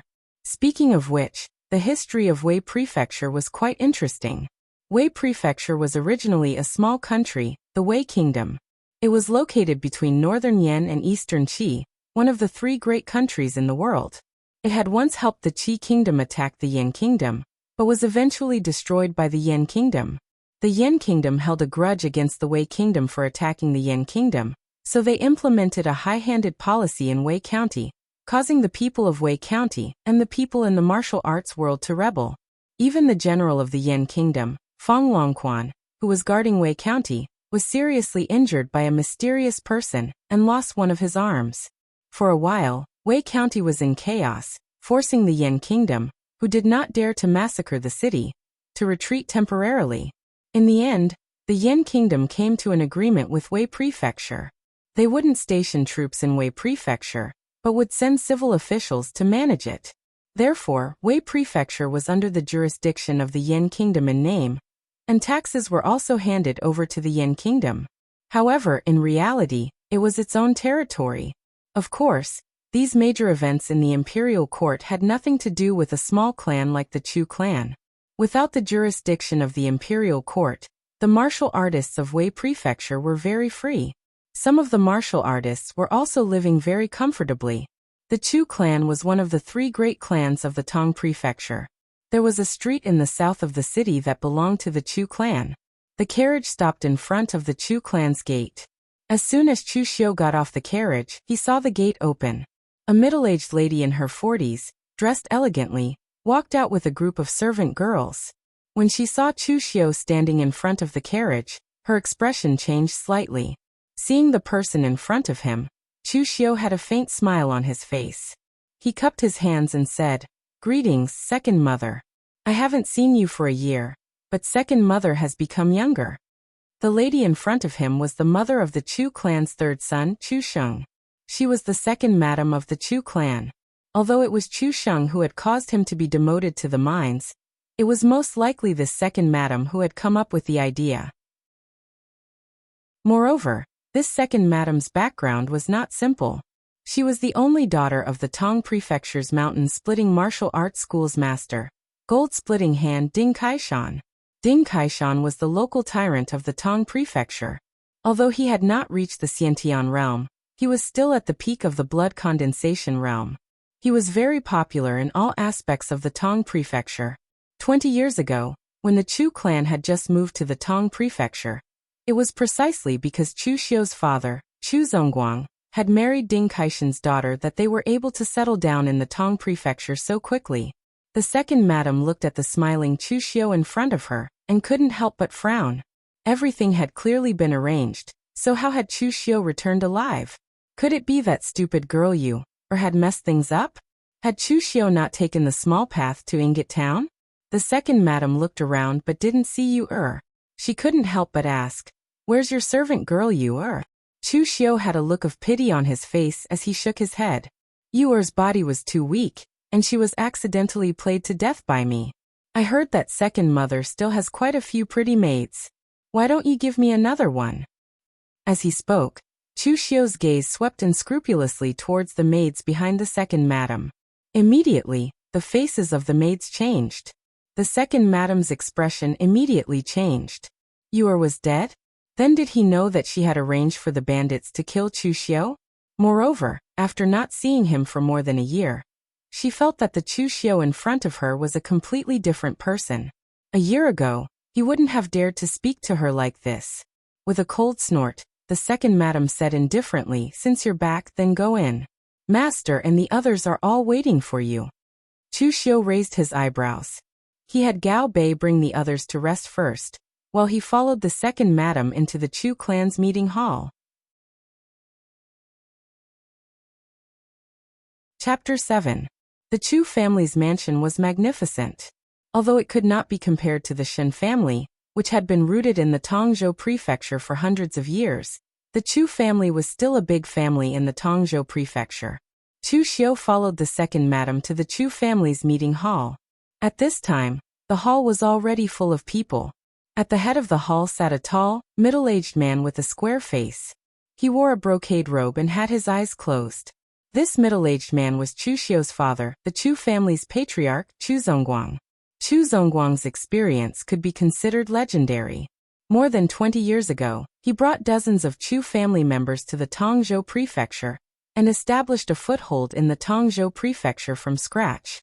Now the Chu family had become one of the 3 big families in the Tongzhou prefecture, even stronger than the Li family that had been rooted in the Tongzhou prefecture for hundreds of years. However, in Chu Xiu's memory, his father could be said to be extremely cold. He had not seen his father more than a few times since he was a child. Of course, Chu Zongguang was not only cold to him, but also to his other sons. The only one who was slightly better was the 4th prince of the Chu family, Chu Shang, who was also Chu Zongguang's youngest son. In the past, Chu Xiu did not think so much, but now that he had been reborn, Chu Xiu felt that his father was a bit strange. Chu Zongguang's strength was at the innate realm. He had already crossed the body tempering and blood condensation realms.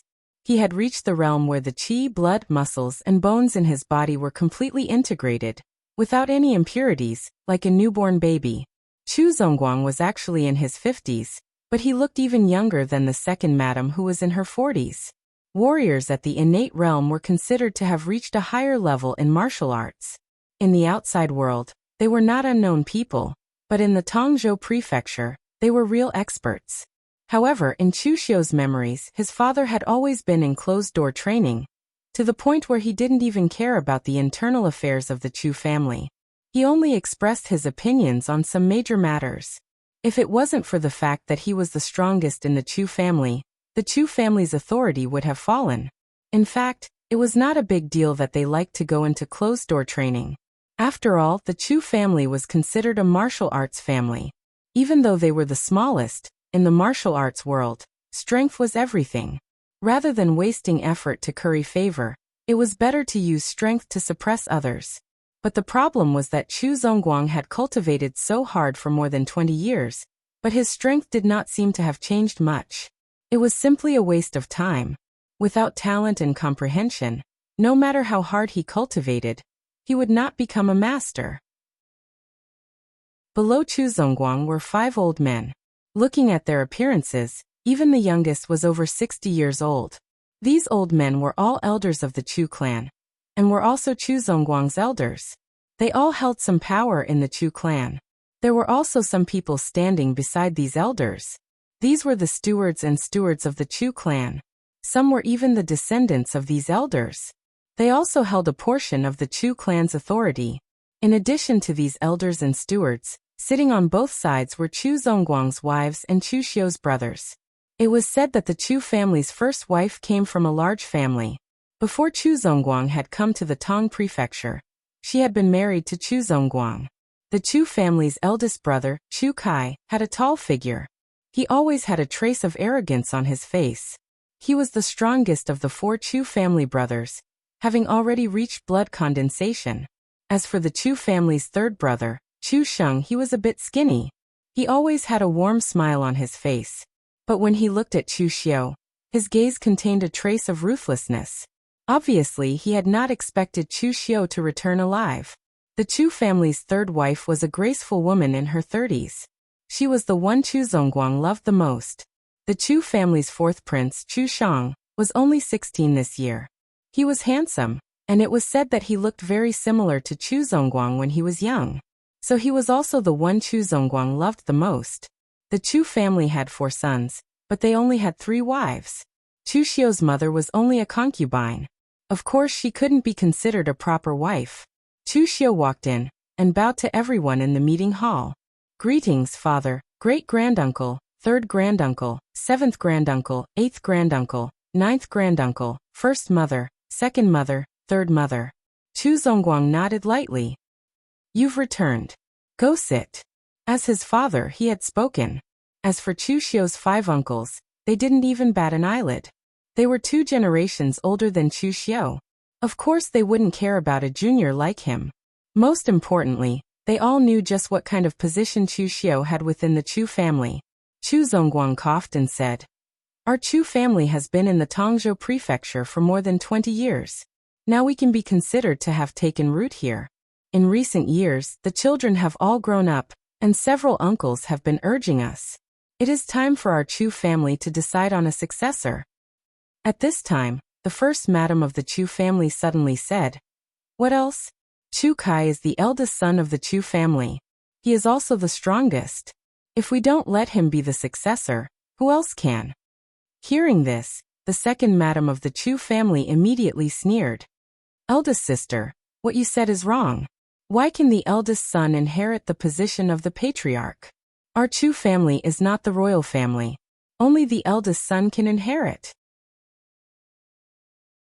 Look at the other martial arts families. The position of the patriarch has always been taken by the strongest." A cold light flashed in the first madam's eyes. "Are you saying that my son is not as good as your son?" The second madam said unhurriedly, "I didn't say that. I only know that we are all women. In these important matters, it is still the master who makes the decisions." Saying this, the second madam turned her gaze to the third madam. Younger sister, don't you think so? The third madam just smiled and said softly, I am just a woman. Of course I don't understand these things. Whatever the master says is the truth. Hearing this, the first madam's face suddenly turned livid. Although the third madam didn't say it explicitly, from her words, it was obvious that she was on the second madam's side. Chu Zongguang slammed the table and shouted, Enough! Seeing Chu Zongguang's anger, the women stopped talking. Chu Zongguang rubbed his temples, feeling a headache coming on. He hated dealing with this kind of mess the most. Don't say any more. Of course, we need to carefully consider the successor. Today all the uncles are here, so I will set the rules. In this 1 year, Chu Kai, Chu Xiu, Chu Sheng and Chu Shang, each of you will hold a part of the family's business in your hands. Whoever manages the family's business the best will be the successor. Our Chu family is only so big, and our business is only so small. Whoever makes the most progress can be seen at a glance. Speaking up to here, Chu Zongguang looked at the youngest Chu Shang and said, Although my Chu clan is a martial arts family, because of your age, your strength will not be examined. Only your ability will be examined. Do you agree? As soon as these words came out, the first madam and the eldest Chu family Chu Kai's expression immediately became gloomy. Chu Zongguang was obviously siding with the youngest Chu Shang. With one sentence, he had taken away Chu Kai's greatest advantage. The second madam smiled and said, Of course I agree with the master's words. The third madam also followed up. The servant naturally also agrees. Only the first madam's face was ashen. She coldly snorted and said, I disagree. Our Chu family is a martial arts family, yet we don't test strength when choosing the successor. This is simply a joke. Chu Xiu narrowed his eyes as he looked at the people present. Through this conversation, he had more or less grasped the personalities of the people present. The elders of the Chu family were just decorations. They had their own little schemes, but they didn't dare to disobey Chu Zongguang's will. His eldest brother and the first madam were of the same character. They were very arrogant and didn't put anyone in their eyes. It was said that the first madam came from a great family. Now it seemed that this was true. She actually dared to directly challenge Chu Zongguang. However, doing this was also very stupid. Even if her family background was great, this was not her home. This was the Tongzhou prefecture, the Chu family. She dared to contradict Chu Zongguang like this, which would only make Chu Zongguang hate her even more. There was no need to mention the second madam. She was vicious and merciless. Her son Chu Xiu's cultivation was much weaker than his mother's. When he came in, Chu Xiu could feel killing intent from his body. Finally, the third madam was a smart person. After the first madam and second madam grew old, she was the only one Chu Zongguang liked. She also appeared harmless, but she didn't fight. Chu Zongguang liked Chu Shang the most. As for Chu Zongguang himself, Chu Xiu could feel that his father was someone who hated trouble. Even if he kept saying that choosing the successor was a very important matter, he still didn't seem to care about it. This made Chu Xiu feel a little strange. Could it be that his father had really gone into seclusion? How could he be so perfunctory about such an important matter? At this moment, the Chu family's first madam suddenly said, Chu Xiu, although you are a bastard, you are still the successor to our Chu family. What do you think about the matter master spoke of? Only now did everyone seem to notice Chu Xiu. The second madam immediately frowned. She was afraid that this would happen. Although she had won over the third madam and Chu Shang, that idiot Chu Xiu had always been standing on the side of the first madam and Chu Kai. The first madam was also aware of this. She proudly raised her eyebrows at the second madam. It was 2 against 2. If Chu Zongguang brazenly sided with Chu Shang, it would be a little unreasonable. But who would have thought that Chu Xiu would actually smile at this moment?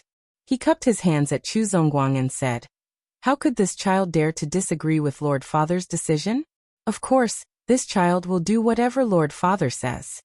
As soon as these words left his mouth, everyone present was stunned. The first madam and Chu Kai looked at Chu Xiu in disbelief, especially Chu Kai. He clearly remembered that this brat used to follow behind him like a follower. Now he actually dared to oppose him? The second madam furrowed her brows. She couldn't guess what Chu Xiu was thinking.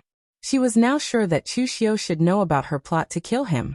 But even if he knew about it, he still stood on her side. What was Chu Xiu trying to do? In fact, Chu Xiu's intention was very simple.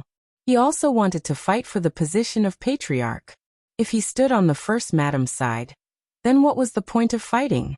In the past, Chu Xiu didn't want to fight, but now Chu Xiu didn't want to fight for the position of patriarch. The Chu family's assets couldn't be taken advantage of by his useless brothers, right? At this moment, even Chu Zongguang looked at Chu Xiu in surprise. He felt that this son of his, whom he had always neglected, seemed to be a little different from a year ago. Did the Nanshan mining area train people like this? Chapter 8. Chu Xiu's choice was beyond everyone's expectations, but second madam and third madam both showed a hint of joy. Regardless of why Chu Xiu stood against first madam, they were the ones who benefited, and that was enough. Chu Kai turned to Chu Xiu beside him and said in a low voice, "Chu Xiu, do you know what you're saying? I'll give you another chance. Do you dare say it again?" From the moment Chu Xiu came in until now, Chu Kai had never looked Chu Xiu in the eye. The only time he looked Chu Xiu in the eye was because Chu Xiu stood against him. His attitude was the same as when he faced Chu Xiu in the past, condescending. Chu Xiu glanced at him and said loudly, "Big brother, what do you mean? Is it wrong for me to listen to Lord Father's words? Big brother, you're not the patriarch yet. How can you control so much? When you really become the patriarch of the Chu family, won't you drive us little brothers out of the Chu family to beg for food?" You. Chu Kai stood up in anger, but Chu Zongguang's expression suddenly sank, coldly snorting, "Sit down. Look at what you've become. Do you still have the dignity of a big brother? Don't forget, I'm not dead yet. Right now, the Chu family is not choosing a patriarch, but a successor." Although Chu Zongguang was too lazy to care about the Chu family's affairs and wholeheartedly devoted himself to seclusion, he also had a bottom line. Chu Kai had overstepped his boundaries. He certainly couldn't sit idly by. Chu Kai sat down resentfully, and first madam of the Chu family also had an ashen face, not saying a word. Chu Zongguang coughed and said, "All right, this matter is settled. No one is allowed to argue anymore." But at this time, Chu Xiu suddenly stood up and said, "Father, this child still has something to say." Chu Zongguang frowned. "What else do you want?"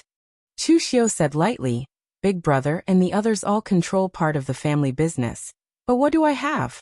Since Lord Father has set the rules for the successor, we can't favor one and discriminate against the other, right?" As soon as these words came out, apart from Chu Zongguang, everyone's complexion changed. Chu Xiu's meaning was very clear. He wanted a part of the family business, and he also wanted to fight for the position of the family's successor. At this moment, the second madam finally understood why Chu Xiu was on their side. To be precise, Chu Xiu should be on her side. Chu Kai stared at Chu Xiu with a sneer on his face. This piece of trash wants to fight for the position of the successor of the patriarch? The threat that Chu Xiu posed to him was even less than that of the fourth prince Chu Shang, who was still in his teens. At this time, a middle-aged man standing at the back suddenly said in a slightly sarcastic tone, "Second young master, don't you have the Nanshan mining area in your hands? What business do you still want?" This person was the Chu family's chief steward, surnamed Lu. He was the first madam's elder brother. In the Chu family, the steward and the steward were two different positions. The steward was mainly responsible for some of the Chu family's businesses and properties, while the steward was only responsible for managing some of the Chu family's internal affairs. Several stewards were relatives of the first madam, so even if they didn't know martial arts, they could still hold the position. As soon as Steward Lu spoke, everyone looked at him. Everyone knew that Steward Lu was targeting Chu Xiu.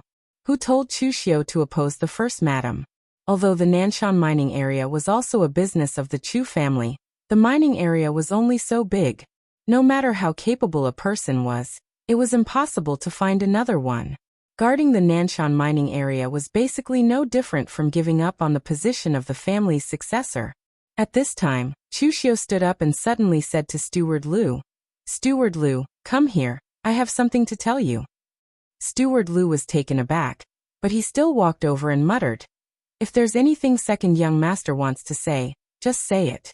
Are you afraid that I won't be able to hear you from afar? However, just as he reached Chu Xiu's side, Chu Xiu suddenly attacked without any warning. He punched Steward Lu's abdomen, and the powerful force immediately caused Steward Lu to spit out a mouthful of blood. He clutched his stomach and fell to the ground. This wasn't the end. Chu Xiu expressionlessly kicked Steward Lu again and again. In an instant, Steward Lu's head was covered in blood, and he let out a miserable howl. This was a family meeting. No one expected that Chu Xiu would suddenly attack. By the time everyone reacted, Steward Lu was already on the verge of death from Chu Xiu's trampling. He could only exhale, but not inhale. Second Madam and the others looked at Chu Xiu's expressionless appearance and couldn't help but shiver. It wasn't just because of Chu Xiu's ruthlessness, but because the current Chu Xiu was like a completely different person, making them feel extremely uncomfortable. Bang! Chu Zongguang angrily slammed his palm down, and the table next to him was immediately torn apart. Enough. Chu Xiu, what do you want to do? Don't you have any respect for your father by attacking me in public? Seeing Chu Zongguang's anger, Chu Xiu stopped, his eyes faintly flashing a strange light. It seems that he really wasn't in his father's good graces before. Just now, when Chu Kai overstepped his authority in front of him, he only scolded him, but now it was his turn to teach a lesson to a servant. Chu Zongguang was so angry that he directly slammed the table. Chu Xiu slowly cupped his hands towards Chu Zongguang and said, "Father, please calm your anger. I just couldn't control myself for a moment. Since when did a servant have the right to interrupt when the master is speaking? I haven't been back to the Chu family for more than a year. Has the Chu family become so unruly?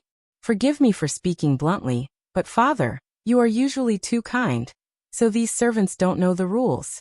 Chu Xiu coldly glanced at Steward Lu at his feet and said, "If this kind of trash was placed in the Nanshan mining area, I would have already thrown him out to light the sky lanterns.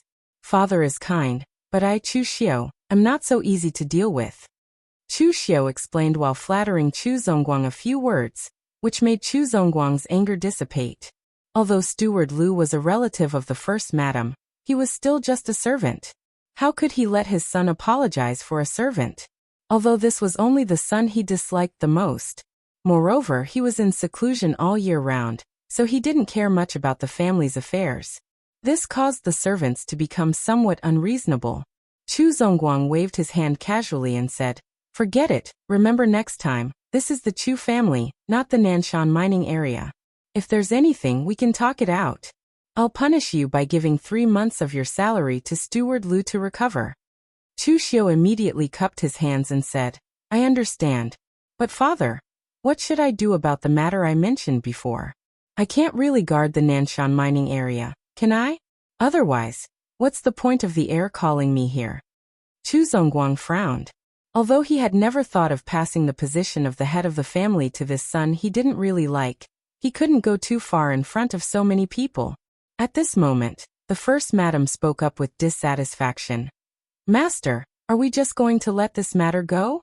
Chu Xiu did this in front of so many people, he didn't even put you in his eyes." Hearing the first madam's words, Chu Zongguang's expression suddenly became gloomy. He snorted coldly and said, "What else do you want me to do? Make him pay with his life for housekeeper Lu's? I've already said that I'll let this matter go. From today onwards, the caravan of the Chu family heading to the Yin Kingdom will be under the management of Chu Xiu. The caravan should be on its way back now. When it reaches the Chu family, you will be in charge." Chu Xiu bowed to Chu Zongguang and said with a smile, "Thank you, Lord Father." When Chu Xiu stood up, he saw the first madam and Chu Kai's ashen faces. Chu Xiu didn't care. These two were a pair of idiots. The first madam was from a large family, but she didn't know her place. This was the Tongzhou prefecture, the Chu family, not her previous family. Going against Chu Zongguang would only make Chu Zongguang hate her more and more. There was also that Chu Kai. He was older than Chu Xiu by 7 or 8 years. Even with such a huge advantage, he had not been able to become the heir to the patriarch position. Now he had to compete with his younger brothers again. He was simply trash. Chu Zongguang waved his hand and said, "All right, the matter has been settled. You can all go." With Chu Zongguang's departure, the others also left the meeting hall. But before they left, they all looked at Chu Xiu with strange eyes. This was especially true for the second madam and her son. Before, their biggest enemies were the first madam and Chu Xiu. They didn't expect Chu Xiu to change so much in a year. He even had such great ambitions. After leaving the meeting hall, the second madam and Chu Sheng returned to their room. Chu Sheng couldn't help but ask, "Mother, didn't you arrange for people to get rid of Chu Xiu? How did he come back alive?" The second madam's face was gloomy. "I miscalculated. Who would have thought that after staying in the Nanshan mining area for a year, Chu Xiu would change so much? If I had known earlier, I would have persuaded the master to demote him to another place. The Nanshan mining area is filled with criminals and murderers. Although the environment is harsh, it is enough to train people." After staying there for a year, Chu Xiu seems to have changed into a different person. But Sheng, you don't have to worry. Just look at Chu Xiu's performance today. He dared to make a move in front of the master. He is simply arrogant and crazy to the extreme. He was not liked by the master in the first place, and now it is even more so. The Chu family will not choose a madman to be the successor. So you don't have to worry. Among your brothers, Chu Kai has great ambition but little talent. He is arrogant. Chu Xiu acts like a madman, and is not liked by the master. That Chu Shang is only a teenager. He is too young. Although the master likes him the most, he is not a threat to you. As long as you become the successor, do you still have to worry about not being able to suppress him?" Chu Xing nodded his head as a cold light flashed across his eyes. In his opinion, he was the only one in the Chu family who was worthy of being the future patriarch. Besides being born a few years earlier than him, how was Chu Kai stronger than him? "That's right, mother. Father gave a caravan to Chu Xiu today. If I remember correctly, the stewards of that caravan are your people, right? Find an opportunity to trip Chu Xiu up." The second madam's face showed a trace of coldness. "Rest assured, mother spent a lot of money to win over the stewards of that caravan. Even if Chu Xiu gets the caravan, I guarantee that he will not be able to command them."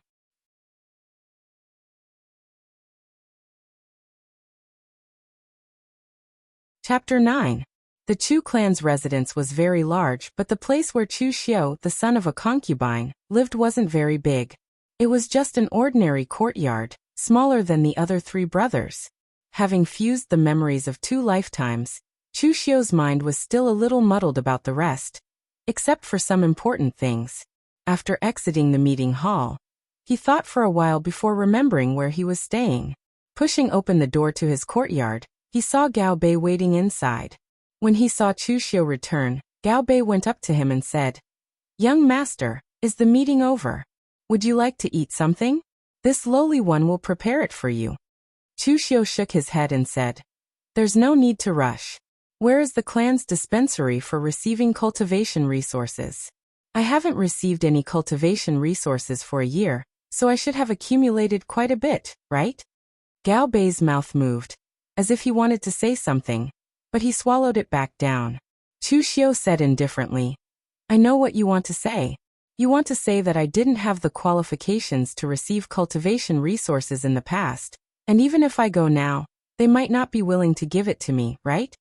Gao Bei smiled awkwardly, not daring to reply. In fact, Chu Xiu also knew what was going on. As a son of a concubine, Chu Xiu had never been valued since he was a child. When it was time for him to cultivate, there were no elders to guide him. When he had already missed the best period for cultivation, the Chu clan randomly sent a guard to teach him martial arts. Every direct descendant of the Chu clan had the qualifications to receive cultivation resources every month, but these things had never fallen into Chu Xiu's hands since he was a child. They had all been taken away by someone else, and that person was the eldest young master of the Chu clan, Chu Kai. Even Chu Xiu didn't dare to complain to Chu Zongguang about this, so the people in the dispensary were even less likely to say anything. As such, they tacitly agreed to give Chu Xiu's share of cultivation resources to Chu Kai. As a result, Chu Kai's current strength was a level higher than that of Chu Xiu and the others. This was due to the contributions of Chu Xiu from the past. Chu Xiu looked straight at Gao Bei and said, "Remember, those are the rules of the past. Now some rules need to be changed." Gao Bei got goosebumps from Chu Xiu's stare, but he quickly nodded. "Lead the way." The pharmacy of the Chu family was very lively. There was a separate area for the pharmacy. Although the pharmacy was called a pharmacy, it produced two types of medicine. One was Jinshuang medicine, which was sold to Jianghu people. After it was made by the pharmacy, it would be sold in the Chu family's shop in Tongzhou Prefecture. There was also the qi replenishing powder, blood coagulation pill, and other elixirs that could assist martial artists in their cultivation.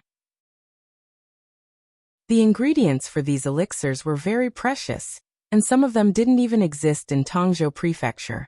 They had to buy them from outside through caravans.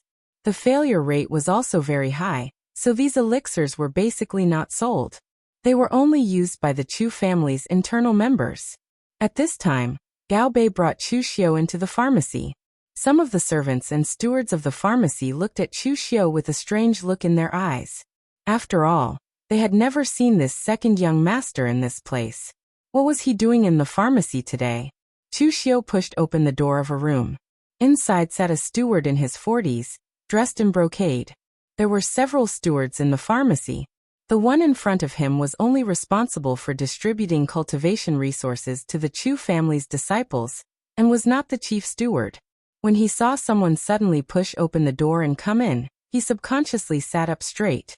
However, when he saw that the person was Chu Xiu, he immediately leaned back in his chair and asked casually, "So it's the second young master. May I know why the second young master has come to my pharmacy?" At this time Gao Bei, who was behind Chu Xiu, said with a smile, "Steward Zhou, it's like this. The second young master has come to collect his cultivation resources for this year." Steward Zhou was stunned for a moment. Then he sneered and said, "Is the second young master making fun of me? Your cultivation resources have always been the eldest young master's. Why do you need to ask me for it?" Chu Xiu said indifferently, "Then why do you want to give my cultivation resources to the eldest young master? Do you think it's my order or father's order?" Steward Zhou was stunned. Was there a need for anyone to say something like this? When the eldest young master took your cultivation resources, you didn't even dare to let out a fart. Of course they wouldn't say anything. Now that Chu Xiu actually came to question him, Steward Zhou felt that Chu Xiu was here to cause trouble. However, he didn't care about this second young master, who had never been valued in the family. Steward Zhou directly snorted and said, "If the second young master is unhappy that the eldest young master took your cultivation resources, you can directly ask the eldest young master for them. I'm afraid you're thinking too much if you want to vent your anger on me."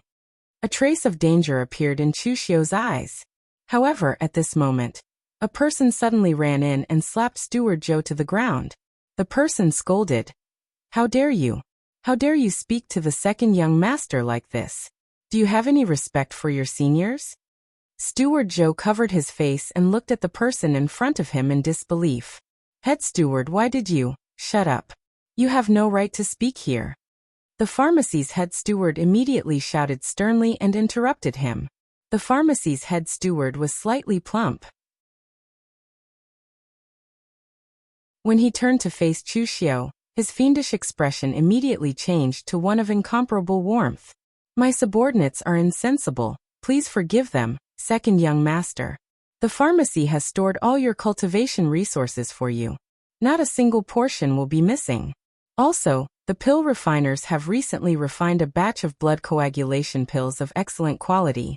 I've also given you a bottle. I'll pack it up for you now." As he spoke, the pharmacy's head steward immediately ordered his men to pack up the items and handed them over to Chu Xiu respectfully. He then personally sent them out. Turning around and closing the door, the head steward looked at Steward Zhou, who was still covering his face in a daze. He sighed and said, "I slapped you just now for your own good. If I hadn't slapped you, you would have been in deep trouble today." There were so many stewards in the pharmacy and Steward Zhou was his trusted aide. That was why Steward Zhou couldn't believe that the head steward had slapped him without a second word. Of course, Steward Zhou didn't dare to complain. He only asked curiously, "Head steward, why were you so polite to that Chu second young master?" Actually, Steward Joe wanted to tell him to lower his head. Just now, the head steward's attitude could be considered as servile. The head steward shook his head and said, "Remember, in the future, be more polite to the second young master. You must be even more polite than the other 3 young masters. This second young master is no longer the second young master of the past." As he spoke, the head steward told him about what had happened in the Chu family's conference hall. The head steward was in charge of the pharmacy and could be considered as one of the Chu family's stewards. He had been standing in the conference hall and had witnessed the entire process. Previously, Chu Xiu had acted so crazily that he had almost beaten Steward Lu to death in front of everyone. That attitude made him feel a chill run down his spine. As for Steward Zhou, his body trembled even more after he heard the story.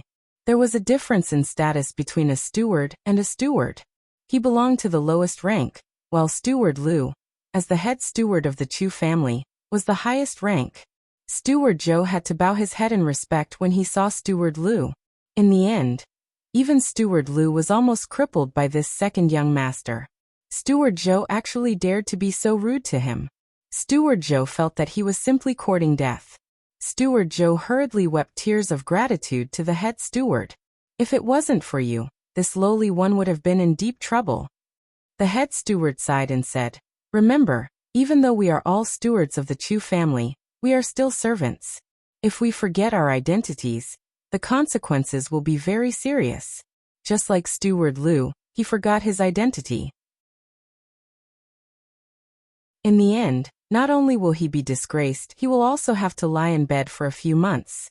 On the way back to his courtyard, Gao Bei couldn't help but say to Chu Xiu, "Young master, you were really impressive just now. Even the head steward of the pharmacy was so courteous to you." "Courteous?" Chu Xiu shook his head and said, "It wasn't courteous, it was reverence. If you can't be good enough to make everyone respect you, then you can only be evil enough to make everyone fear you." Gao Bei shook his head in confusion and said, "I don't understand." Chu Xiu pushed open the courtyard's gate and said, "Of course you don't understand. If you did, you wouldn't have been unable to become a steward after so many years." Looking at the slightly empty courtyard, Chu Xiu said to Gao Bei, "Go find some wooden stakes to erect in the courtyard." "Young master, what do you need wooden stakes for?" Chu Xiu's eyes revealed a hint of brilliance and said, "To practice the saber." If one wanted to advance on the path of martial arts, they needed talent, perseverance, fortuitous encounters, and comprehension. There was no difference between them, but to reach the peak, none of them could be lacking. For the current Chu Xiu, his talent could only be considered average. As for his comprehension, he didn't know much about it. As for fortuitous encounters, Chu Xiu knew quite a bit, but he didn't have the strength to snatch them. So now, Chu Xiu could only work on his perseverance. Gao Bei went to prepare the wooden stakes. Seeing that the sky was getting dark, he also got someone to send dinner over. Although Gao Bei's ability was average, he was conscientious and meticulous when doing things.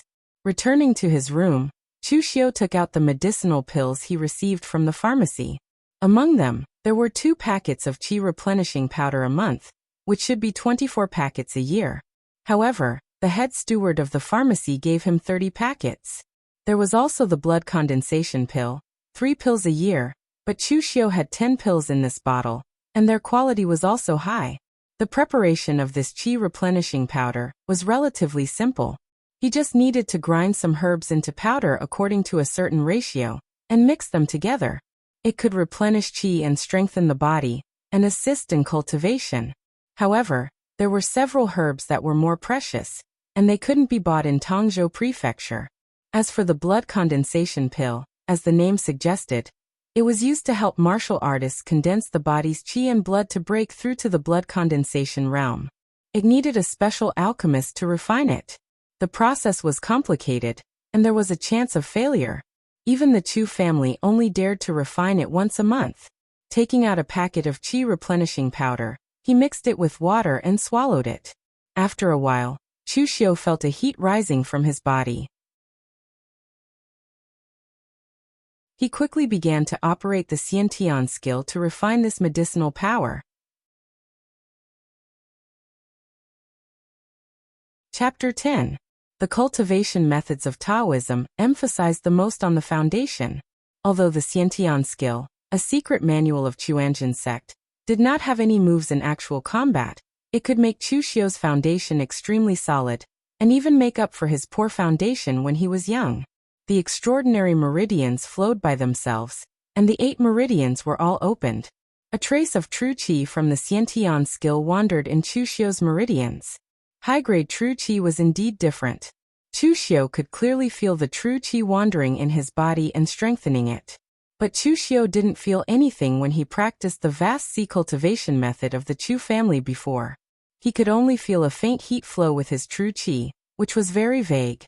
After practicing for a whole night, Chu Xiu directly sat cross-legged on the bed and fell asleep. When he woke up the next day, he didn't feel the slightest discomfort. Taoist martial arts are just and gentle. The more I practice, the more energy I will have. This is far better than other martial arts. Chu Xiu pushed the door open. There were more than 10 thick wooden stakes erected in the yard. Last night, Gao Bei had already brought some people to get these things. He picked up his dagger and flicked it. The dagger, which was emitting a sharp qi, suddenly issued a light sound. Martial arts had different levels. Naturally, weapons also had different levels. In Jianghu, weapons were roughly divided into 9 levels, just like martial arts. The first 3 were ordinary weapons, the middle 3 were precious weapons, and the last 3 were divine weapons. Above the divine weapons, there were the legendary peerless divine weapons. Ordinary weapons in the hands of ordinary martial artists were ordinary weapons made by ordinary blacksmiths. Only those weapons made by master blacksmiths or swordsmiths with a certain reputation in Jianghu were precious weapons with their own names. The dagger in Chu Xiu's hand was made from refined or produced in the Nanshan mining area of the Chu family. Its grade should be around the 2nd level. Among ordinary weapons, it could be regarded as a relatively sharp one. Hiding the dagger in his sleeve, Chu Xiu didn't use his true qi. He practiced the Azure Dragon in the sleeve 1 slash at a time. No matter how simple or ordinary a move was, if you persisted in practicing it 100 times, 1,000 times, 10,000 times, or even 100,000 times, it would become extraordinary, not to mention the Azure Dragon in the sleeve, which was not a simple martial art. While practicing, Chu Xiu was also visualizing the scene of the Azure Dragon going out to sea in his mind. His current dagger only had the shape of a dagger, but not the intent of a dagger. When Chu Xiu could cut out the dagger intent, his Azure Dragon in the sleeve would be really entered. Chu Xiu spent the whole day practicing the knife. He didn't know how many times he had chopped. Anyway, as long as his arm couldn't stand it anymore, he would start to practice the Xiantian skill to nourish his qi, and then practice again. Now Chu Xiu had no talent, and his comprehension was unknown. He couldn't grab the opportunity, so he could only work on the aspect of perseverance. In the evening, Gao Bei came to deliver food to Chu Xiu. He hesitated for a moment and said, "Young master, I heard a news. Didn't the head of the family hand over the caravan to the Yin kingdom to you? But the stewards and leaders of the caravan are the people of the 2nd madam. They said that when the caravan comes back, they will give you a show of strength." Chu Xiu raised his eyebrows and said, "They spread this matter so blatantly?" Gao Bei said, "It's not blatant. The news was spread by a maid of the 2nd madam. And that maid is also the concubine of the 3rd young master." A sneer appeared on Chu Xiu's face. This mother and son really didn't put him in their eyes. Perhaps in their plan, even if he knew that the stewards and leaders of the caravan were their people, he couldn't do anything about it. Unfortunately, this mother and son still underestimated the ruthlessness of Chu Xiu. Those who didn't listen to him were no different from dead people. "Gao Bei, follow me out of the city tomorrow morning. We will go to Shangmeng Mountain and find the bandit leader, Ma Kuo, that you invited last time." Chu Xiu said. Gao Bei heard this and immediately shivered. Go to that place again? The scene of those bandits killing people last time had left a lot of psychological trauma in Gao Bei. Chu Xiu glanced at him and said, "What are you afraid of? Bandits are also people and they won't eat people. Moreover, you have already been there last time. Why are you still so afraid now?" Gao Bei heard this and revealed a trace of a bitter smile. "Bandits may not eat people, but they will kill people. The next morning, Gao Bei prepared the horses and set off with Chu Xiu to Shangmeng Mountain. The Shangmeng Mountain was actually not far from Tongzhou Prefecture. The last time Chu Xiu and the others walked for a few days, it was because there were too many people, and they had to drive a carriage, so they couldn't travel fast on the mountain roads.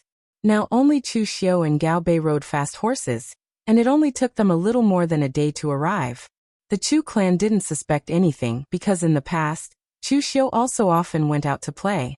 In the Chu clan, other than Chu Xiu, the eldest Chu clan Chu Kai and the third Chu clan Chu Xing took care of the Tongzhou Prefecture's business, while the fourth prince Chu Shang stayed in the clan to practice martial arts and build a foundation. Only Chu Xiu had nothing to do. When he got bored of playing in the Tongzhou Prefecture, he would go out for a few days.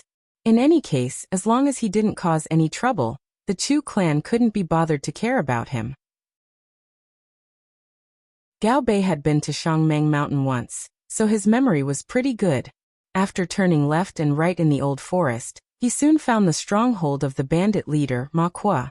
It was a small stronghold completely made of wood, and looked very simple. As soon as they arrived at the entrance of the stronghold, two small bandits jumped out with bows and arrows in their hands. They pointed at Chu Xiu and shouted, "Who are you?" Chu Xiu smiled and said, "Don't be nervous. I'm an old friend of your chief. I'm here to discuss business with him." At this moment, one of the lackeys finally recognized Chu Xiu and said with sudden realization, "I remember now. Aren't you that rich young master who was robbed and killed by third brother Lian last time? Wait a moment, I'll go report to the stronghold master." After a while, Ma Kuo came out with his men, but he didn't bring his heavy sword. Seeing Chu Xiu, Ma Kuo laughed and said, "Young man from the Chu clan, your Chu clan's oars are really good. The strongest weapon forged from them can reach the third transformation. What good business do you have this time?" Chu Xiu's eyes narrowed when he heard that. His previous guess was right. Ma Kuo should be one of the bandits. The quality of the Chu clan's oars was good, but even with the best oars from the Chu clan, they couldn't forge a weapon of the third transformation. A weapon of the second transformation was already the limit. A person who could forge a weapon of the third transformation with oars of this level could no longer be called a blacksmith. He should be called a blacksmith or a blacksmith. A bandit force with only a few dozen people actually had such a refiner. Just thinking about it made one feel strange. Chu Xiu bowed to Ma Kuo and said, "Chief Ma, I'm Chu Xiu. I do have a business to discuss with you, and it's a big one." Ma Kuo's expression turned serious as well. "Our camp is simple and crude. Young Master Chu, please come in and discuss." The last time Ma Kuo looked at Chu Xiu, there was a hint of mockery in his eyes. However, he could feel that this seemingly ordinary young man was not as simple as he seemed. How could someone who could injure third brother Lian, who was quite famous in the Shangmeng Mountain, and still talk business with them without batting an eyelid? Therefore, when Ma Kuo heard that Chu Xiu wanted to discuss business with him, he immediately changed his attitude. Ma Kuo was not being modest when he said that his stronghold was simple. The small stronghold didn't even have a decent house. The so-called meeting hall was just a random building made of wood. Chu Xiu didn't mind. He just said to Ma Kuo, "Chief Ma, the business I want to discuss with you is a little big. Can you ask your men to leave for a while?" Ma Kuo said calmly, "There's no need for that. These are my brothers who have been through life and death with me. There's nothing to hide." Looking at Ma Kuo, Chu Xiu said in a low voice, "Actually, I want to discuss this with the person behind you. I hope you can introduce me to him." Ma Kuo's expression changed when he heard this, but he quickly laughed and said, "The person behind me? Other than my brothers, who else do I have?" Chu Xiu said slowly, "Chief Ma, you don't have to hide it from me. I know you are not a bandit." Ma Kuo put away the smile on his face and put his hand behind the chair. He quietly grabbed the heavy sword and said, "What a joke! If I don't look like a bandit, what else can I be?" Chu Xiu looked straight into Ma Kuo's eyes and said in a low voice, "You are bandits. The remnants of the 36 northern bandits." As soon as Chu Xiu said this, not only Ma Kuo, but all the bandits' expressions changed. Ma Kuo raised the heavy sword in his hand, and was about to slash at Chu Xiu. However, before he could slash with the heavy sword, Chu Xiu's knife was faster than him. A silver light flashed, and in the blink of an eye, it was already in front of Ma Kuo. An inch longer, an inch stronger, and an inch shorter, an inch more dangerous. At such a close distance, Ma Kuo couldn't even defend himself with his sword. He kicked the chair behind him and wanted to retreat, but Chu Xiu's knife was already on his neck. Feeling the cold blade on his neck, Ma Kuo didn't dare to move. The other bandits cursed and pulled out their weapons to point at Chu Xiu and Gao Bei. Gao Bei was so scared that he almost wet his pants. Chu Xiu said expressionlessly, "Chief Ma, calm down. I mean you no harm. If I wanted to use your identity, I could have just told the Northern Yan Imperial Court. Even if Wei County is not under the jurisdiction of the Northern Yan Imperial Court, a word from the Northern Yan Imperial Court will be enough to wipe out the local forces in Wei County. I will also be rewarded handsomely."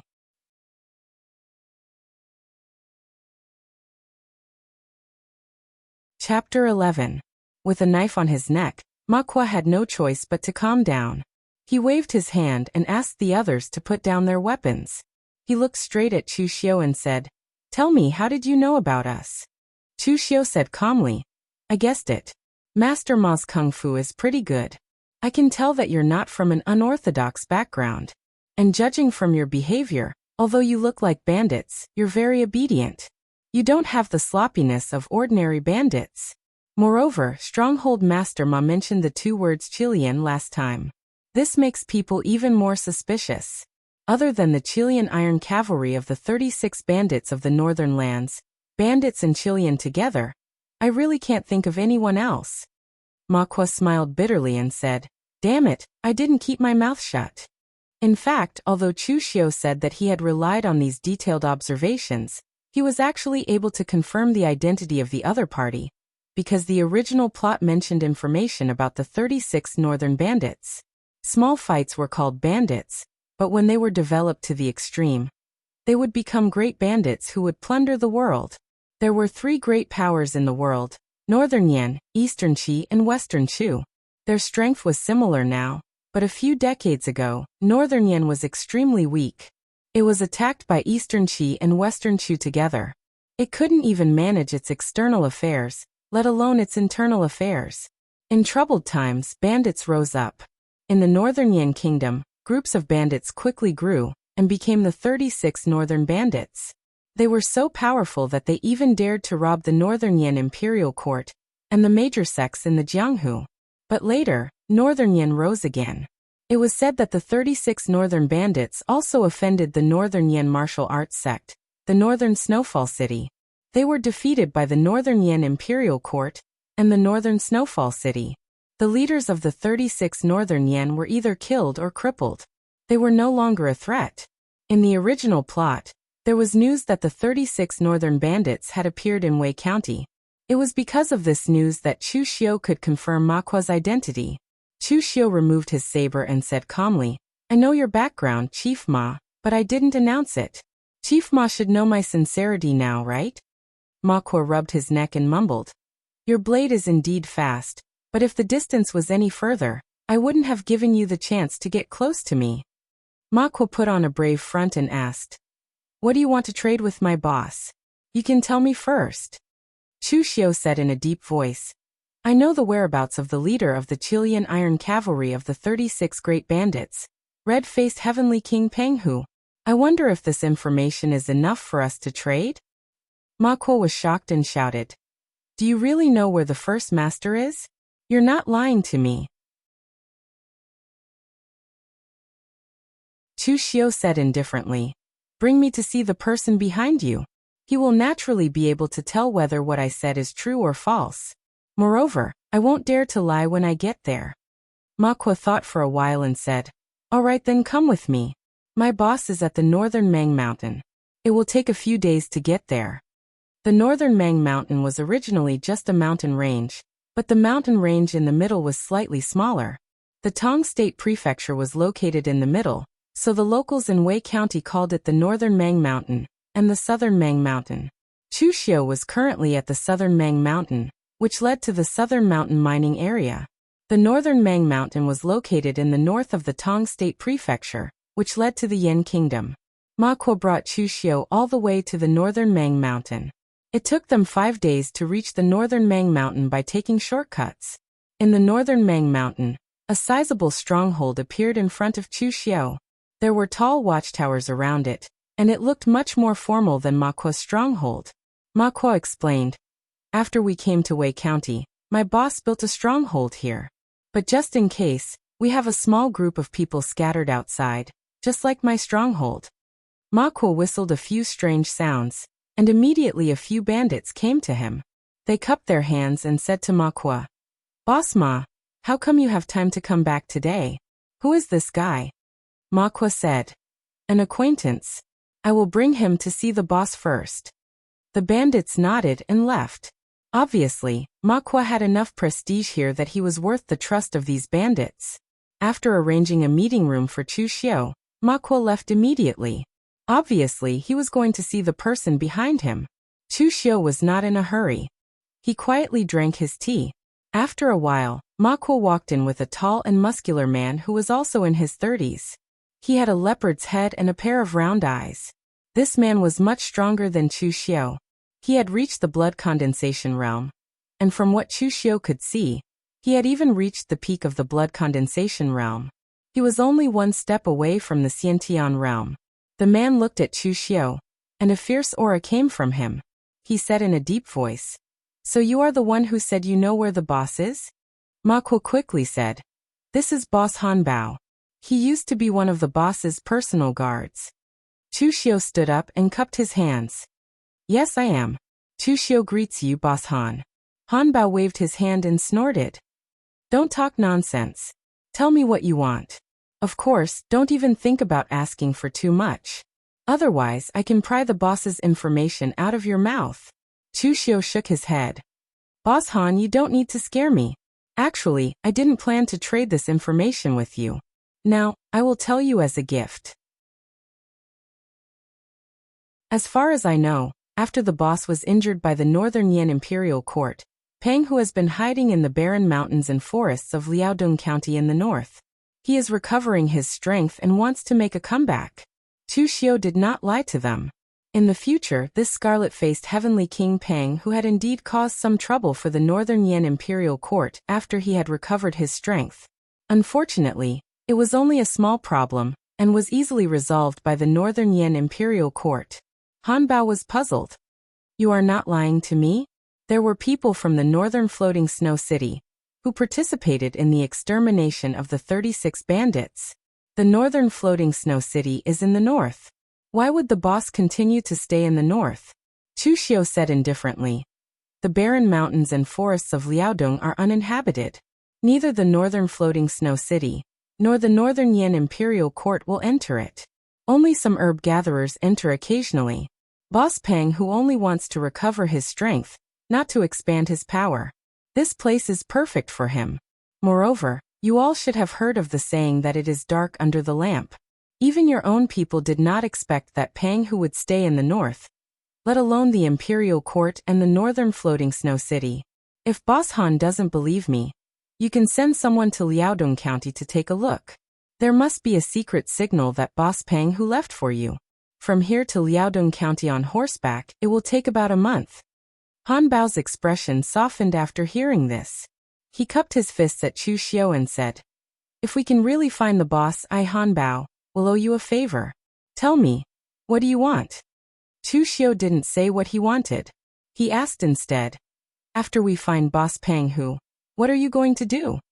Han Bao said matter-of-factly, "Of course I'm going to bring the people from the stronghold to seek refuge with the boss."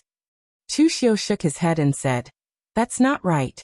Boss Han, the head Peng Hu is currently recuperating. There's no point in seeking refuge with him.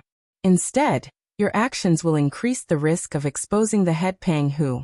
So I can guarantee that after the people you send meet the head Peng Hu will definitely let you stay in Wei Prefecture for the time being and listen to his orders. So what you need to do now, Boss Han, is to accumulate money and cultivation resources in Wei County to prepare for the future rise of the boss." Han Bao's eyes flickered. He was a boorish man. When he followed Peng Hu, he was just an ordinary guard, loyal and courageous. However, he wasn't an idiot. Although Chu Xiu's words sounded nice, he wouldn't just believe the words of an outsider like Chu Xiu. Han Bao asked directly, Chu Xiu brat, why are you so considerate of me? Although your Chu clan only has a bit of influence in Tong province, you are still a local tyrant. Don't tell me you want to join our northern 36 bandits? Chu Xiu said in a low voice. What I want is very simple. I don't want to make a deal with you, Boss Han. I want to cooperate, a long-term cooperation. Cooperation? What kind of cooperation? Chu Xiu pointed at the Shangmeng mountain outside and said, Wei County is a lawless area.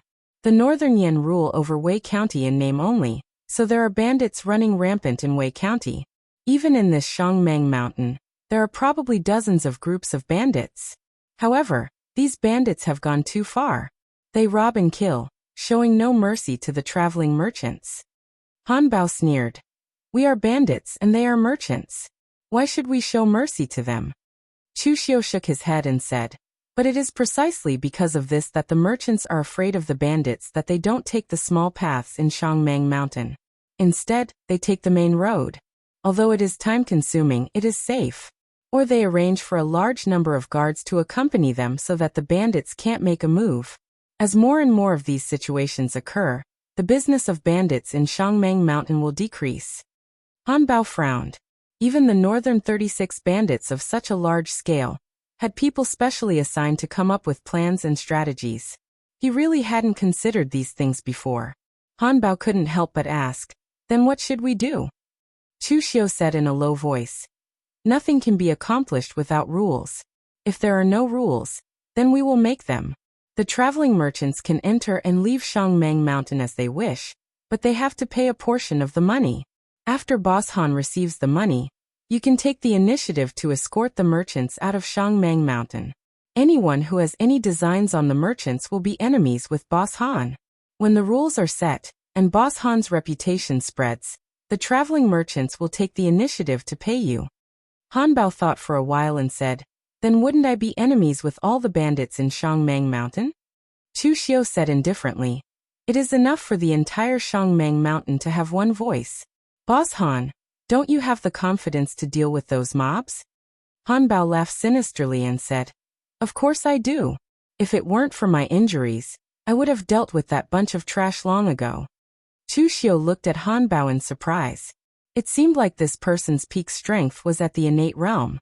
He had misjudged him.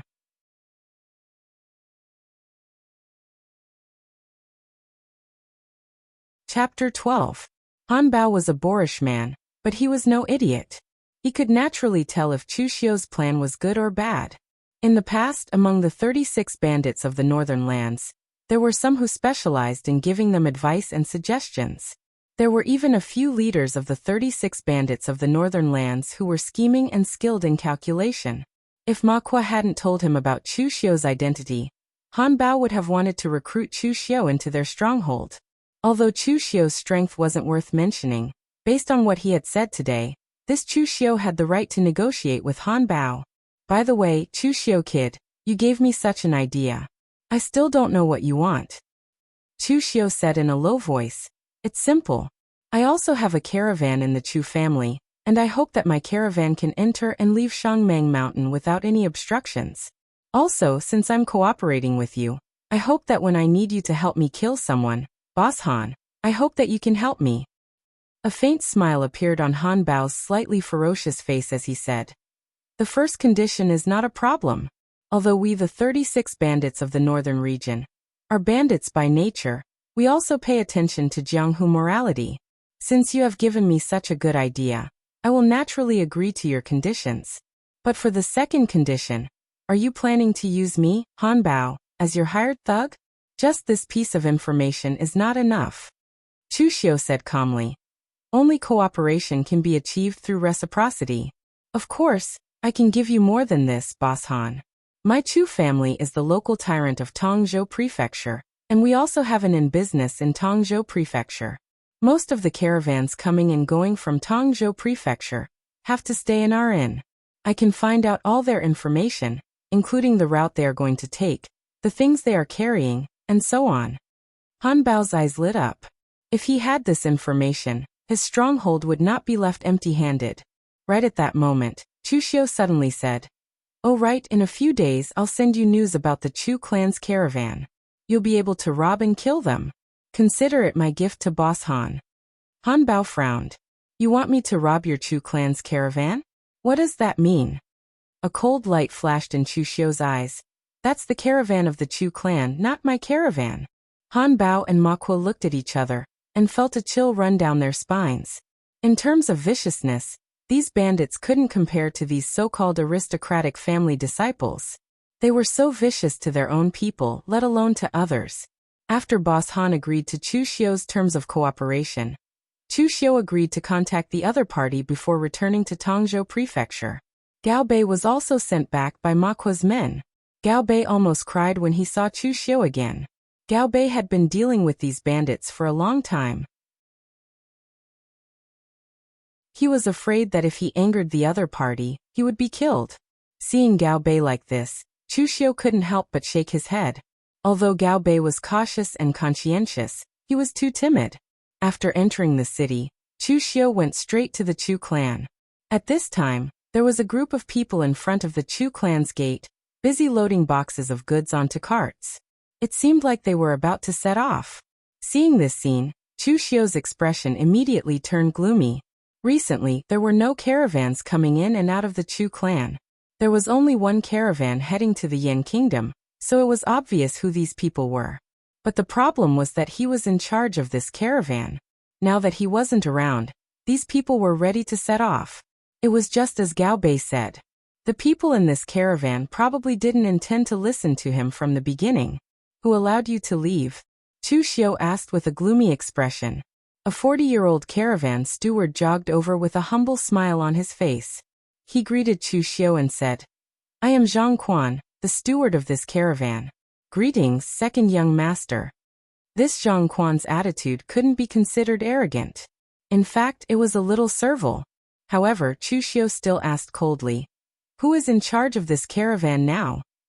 Zhang Quan smiled and said, "Of course it is under second young master."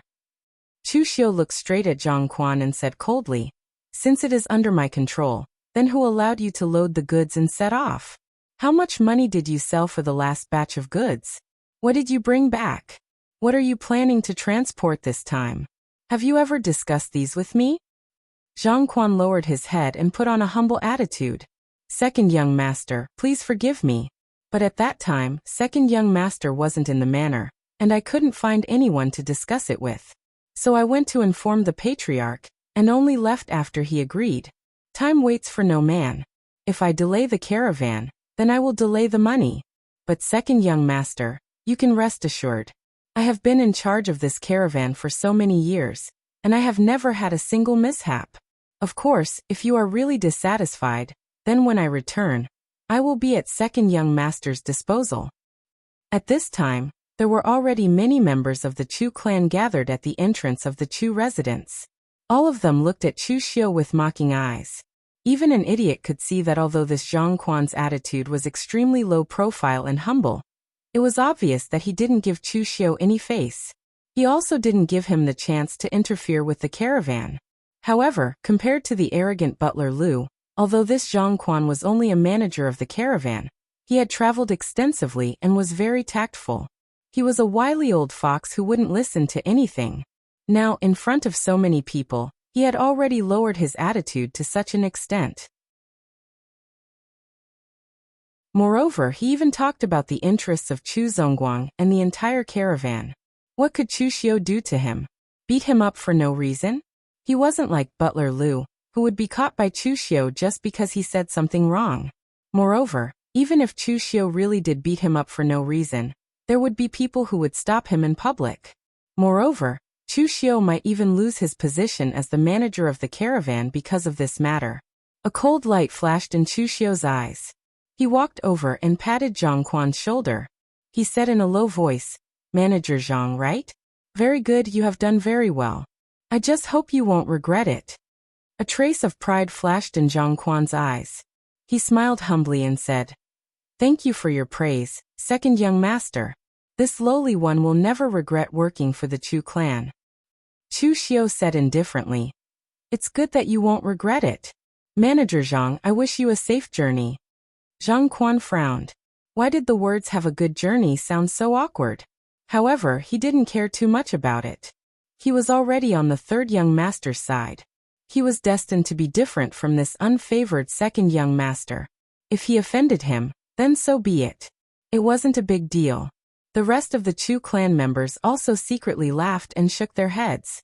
This Chu Xiu was still too inexperienced. He was left speechless by a wily old fox like Zhang Quan. After the crowd dispersed, Chu Xiu brought Gao Bei back to his courtyard with a gloomy face. Gao Bei was just about to say something, but Chu Xiu's gloomy face instantly returned to normal. He asked Gao Bei, "Can you find out the route of the caravan?" Gao Bei was taken aback for a moment, then nodded and said, "Of course I can. Every time the caravan leaves, it must be recorded in the Chu clan. That way, we can estimate where the caravan will be at each time. If they come back late, we will have to look for them. This is not a secret, it's easy to find them." Chu Xiu took out a piece of paper and wrote a letter. He drew a strange mark on it, then handed it to Gao Bei and said, "Go get the route map of the caravan and place it in a pile of rocks 3 li north of the city."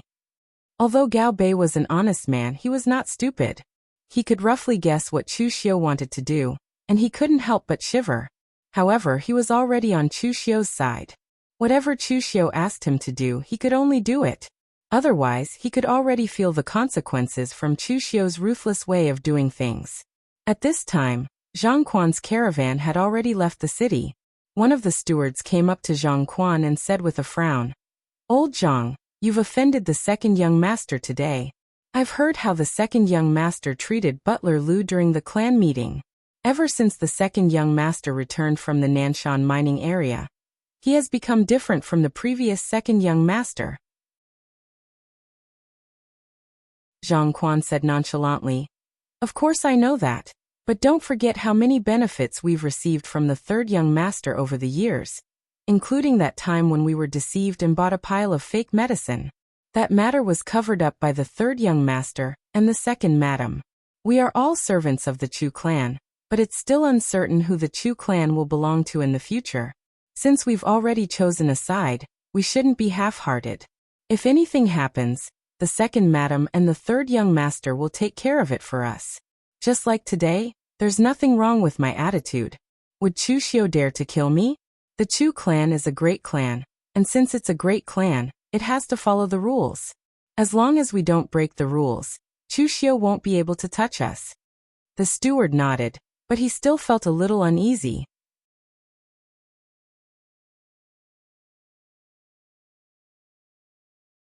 Chapter 13. When night fell, Zhang Quan led the caravan straight into the dense forest of Shangmeng Mountain. There were only about 100 people in the Chu clan's caravan, so their ability to fend off the bandits wasn't that great. However, Zhang Quan and the others were veterans in this caravan, and they had a wealth of experience. If they couldn't fend off the bandits, then they could just hide.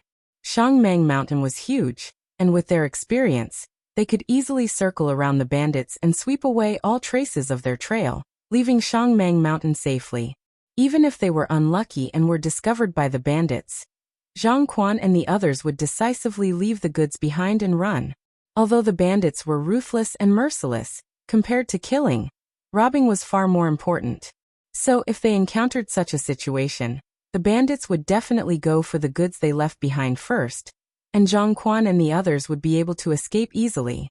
It was inevitable for a caravan to run into such situations. As long as they didn't get into trouble often, the Chu clan wouldn't blame them. They would make up for their losses with a few more trips. Zhang Quan looked up at the sky and whispered to the caravan, "Let's go a bit further. There's a fairly large cave up ahead. We'll rest there." Suddenly a loud laugh sounded. "There's no need to go. If you want to rest today, you can rest here." Along with this voice, torches were lit, and the clanging of weapons could be heard. A dense group of bandits appeared in front of them. Zhang Quan's expression immediately changed. What was going on? He had only decided to take this route recently, and there weren't any bandits in the vicinity. Most importantly, even if he was really unlucky enough to encounter bandits, he should have been able to detect a trace of movement. Moreover, these bandits clearly seemed to know the route of their caravan, and deliberately waited for them here. Run! Zhang Quan shouted and urged his horse to turn around and run. The other stewards and members of the caravan did the same. They didn't have time to think too much about it. However, the situation was different from what they had expected. The quality of these bandits was comparable to that of soldiers. Faced with the goods they left behind, the bandits didn't even spare them a glance, and charged straight for them. Moreover, the stronger ones among the bandits targeted the stewards of the caravan, while the ordinary cultivators of the caravan were ignored. Zhang Quan couldn't help but feel anxious as he watched the bandits catch up to the stewards of their caravan, and kill them one by one.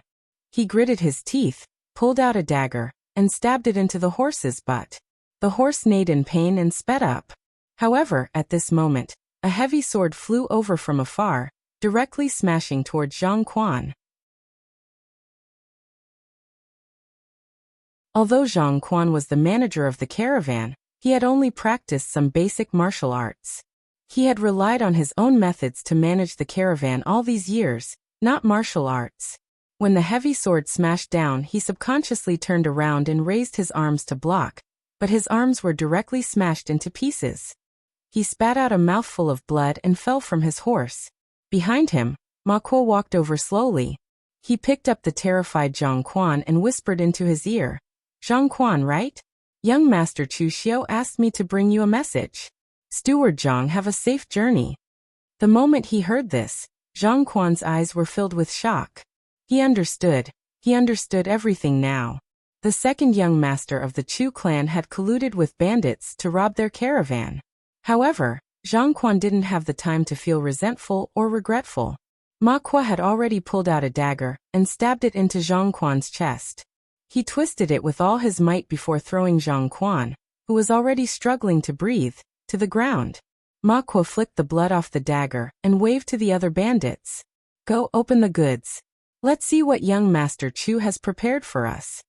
The next morning, news came from the Chu clan's manor. The Chu clan's caravan had been robbed. The entire caravan had more than 100 people. Not only had they lost all of their goods, they had also lost more than 20 people. Most importantly, the 3 stewards of the caravan were among the 20 people. None of them managed to escape. The Chu clan had been doing business for many years. The only time they suffered such a great loss was when they weren't familiar with the paths of Shangmeng Mountain. In recent years, something like this had never happened before. In the courtyard of the second madam, Chu Sheng's face was a little gloomy. "Mother, do you think this has something to do with Chu Xiu?"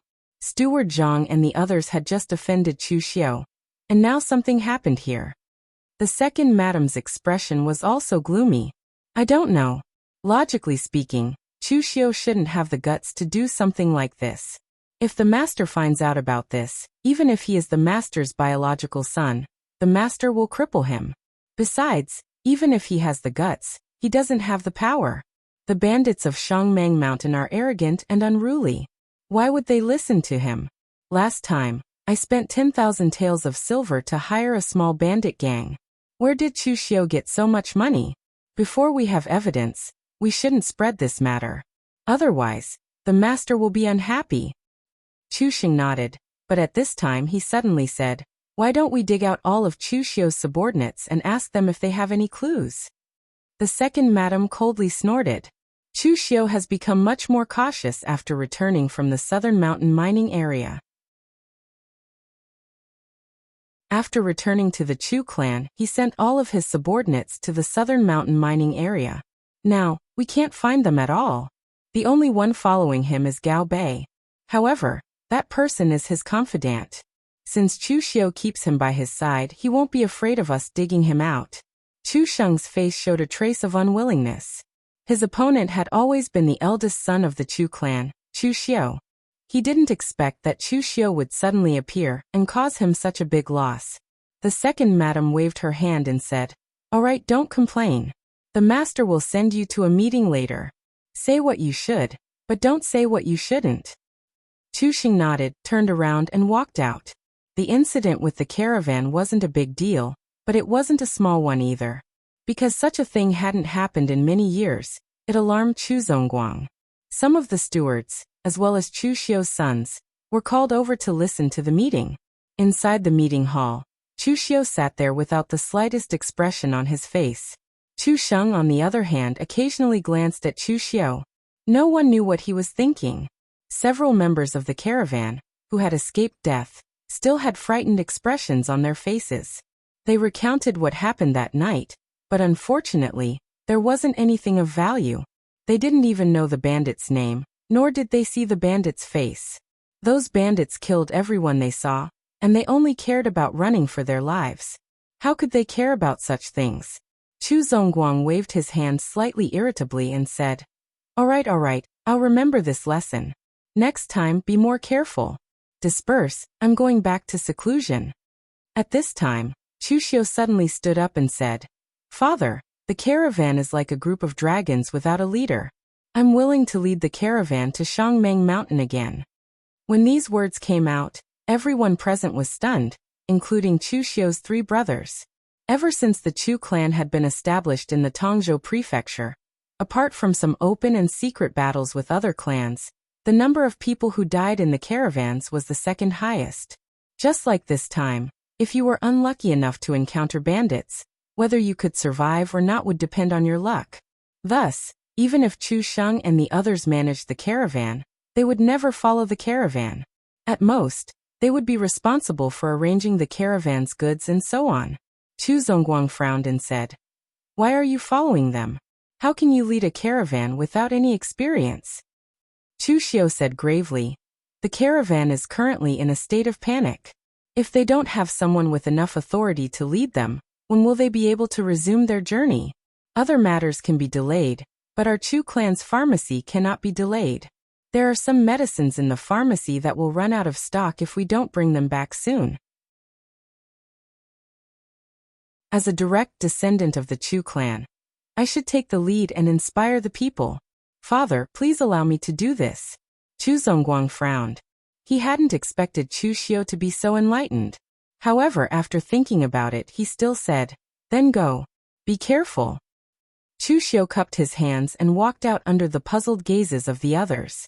The other 3 Chu Xiu's brothers didn't pay him any heed. This kind of strenuous, unrewarding, and even dangerous task, they wouldn't do it even if it was given to them for free. The caravan's members were all gathered in a small courtyard. Several dozen of them were dejected, and the Chu clan members who passed by pointed at them. This time they were indeed vexed. They were robbed as soon as they entered the mountain. They didn't keep their things, and many of them died. Some of them even developed a mentality of fear, and didn't dare to travel with the caravan again. Chu Xiu parted the crowd and walked in. The group of people were also listless. Only a few of them stood up and cupped their hands at Chu Xiu. Greetings, second young master. Chu Xiu glanced at the crowd and said, Pack up.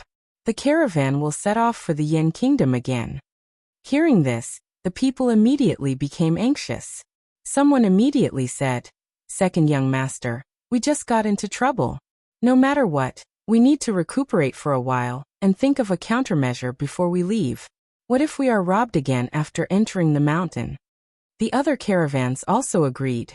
They were really scared out of their wits.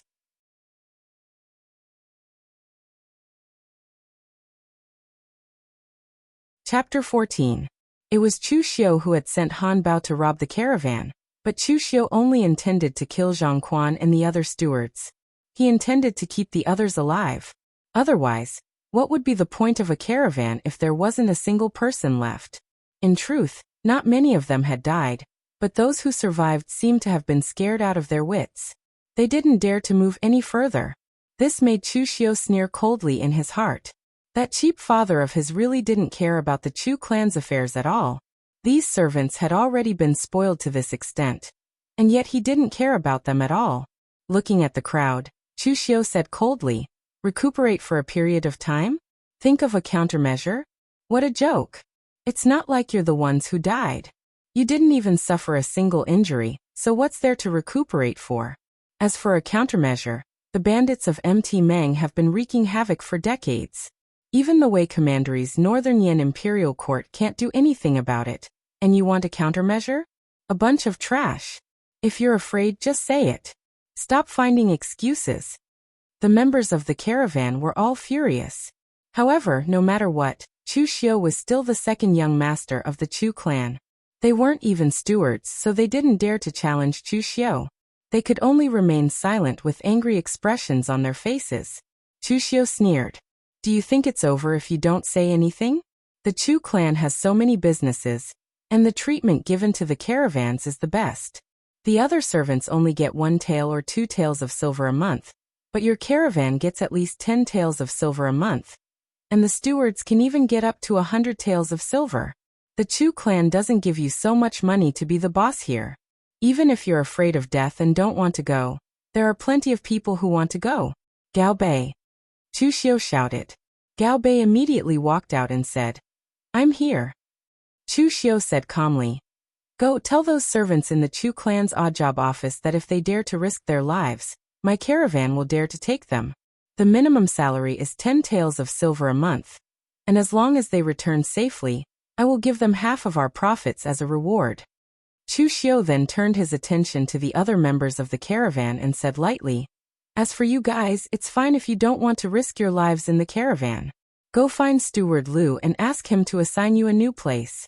Of course, Steward Liu is still lying in bed, so he probably doesn't have time to care about you guys. The expressions of the people in the caravan changed. They didn't expect Chu Xiu to be so ruthless. He actually wanted to kick them out of the caravan. To be honest, of all the businesses the Chu clan had, caravans were treated the best.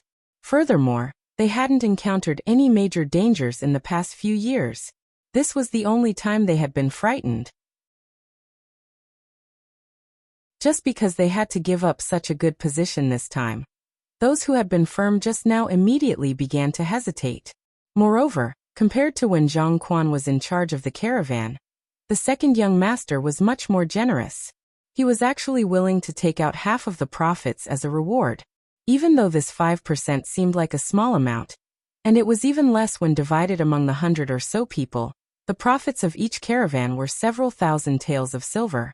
On average, they would still receive a few taels of silver. This was already quite a lot for them. Right at this moment, the person who had jumped out to question Chu Xiu was the first to change sides. He hurriedly begged, Second young master, I was blinded by greed just now. The Chu clan has treated us well. Please give me a chance, second young master. Chu Xiu didn't know anything about caravans. Now that the stewards were dead, there was no way he could really chase them all out of the caravan. As such, Chu Xiu said calmly, You only have one chance. If you don't grasp it, don't blame me for being ruthless. Those who are willing to stay with the caravan, come with me. Out of the 70 or so members of the caravan, only a dozen or so were truly scared out of their wits. They would rather leave without the benefits of a caravan. As for the others, they obediently followed Chu Xiu to make preparations and set off once more. The rules of the caravan weren't too difficult. It was nothing more than a mutual exchange of goods. They would sell the specialties of Wei Commandery to the Yan Kingdom and make a huge profit. Then they would bring some specialties from the Yan Kingdom back to Wei Commandery. However, even though it was safe to take the main road, it would take too long. They wouldn't even be able to circle around Shangmeng Mountain in a month. If they were to pass through Shangmeng Mountain directly, they would be able to make it back and forth twice in a month. This time, Chu Xiu was leading the caravan. He had already informed Han Bao that Han Bao's subordinates would cooperate with him to put on a show for the Chu clan, as well as the other bandits in Shangmeng Mountain. After entering Shangmeng Mountain, Chu Xiu took another trade route that Zhang Quan and the others had taken before. Along the way, the servants of the caravan were like birds startled by the mere twang of a bow, afraid that there would be more bandits. However, the reality was that whatever one was afraid of would come true. At this moment, a loud laughter suddenly sounded. Come out, boys. Business is here. Kill them, but leave the goods behind. As soon as the words were spoken, over 100 bandits rushed out from the dense forest and surrounded the caravan. At this moment, the people in the caravan were already regretting to death. If they had known earlier, they wouldn't have followed Chu Xiu to court death. In the end, not only did they not get their money, they were about to lose their lives. However, at this moment, Chu Xiu suddenly said to Gao Bei, Get the kerosene and prepare to light the fire. Gao Bei nodded and directly opened the carriage that was loaded with goods. He opened a clay jar at the top of the carriage, which emitted a pungent smell. Impressively, it was a jar of kerosene. At this moment, Gao Bei also took out a flint from his bosom, ready to ignite the kerosene at any time. Chu Xiu pointed at the clay jar and said in a deep voice, "Everyone, there is a kerosene jar like this on every carriage. You may kill for money, but the people of my Chu family will not allow themselves to be trampled on by others. At worst, I will burn the goods and then fight to the death with you. Don't even think about getting anything." The people in the caravan looked at Chu Xiu with a hint of surprise in their eyes.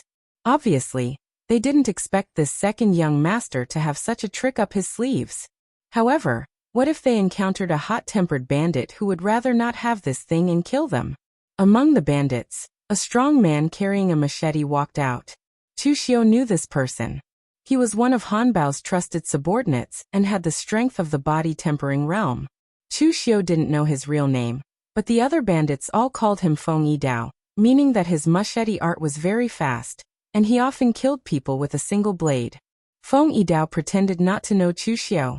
He sneered and said, "You're still too inexperienced to play this game with me. Do you believe that I would rather not have these things and kill you all?" Chu Xiu shook his head and said, "Why bother? This hero, how about this? You and I have a match. If I lose, you can do whatever you want to me. If I win, everyone will let us leave. How about this?" Feng Yidao laughed and said, "A weak young master wants to fight with me? Since you want to court death, I will fulfill your wish."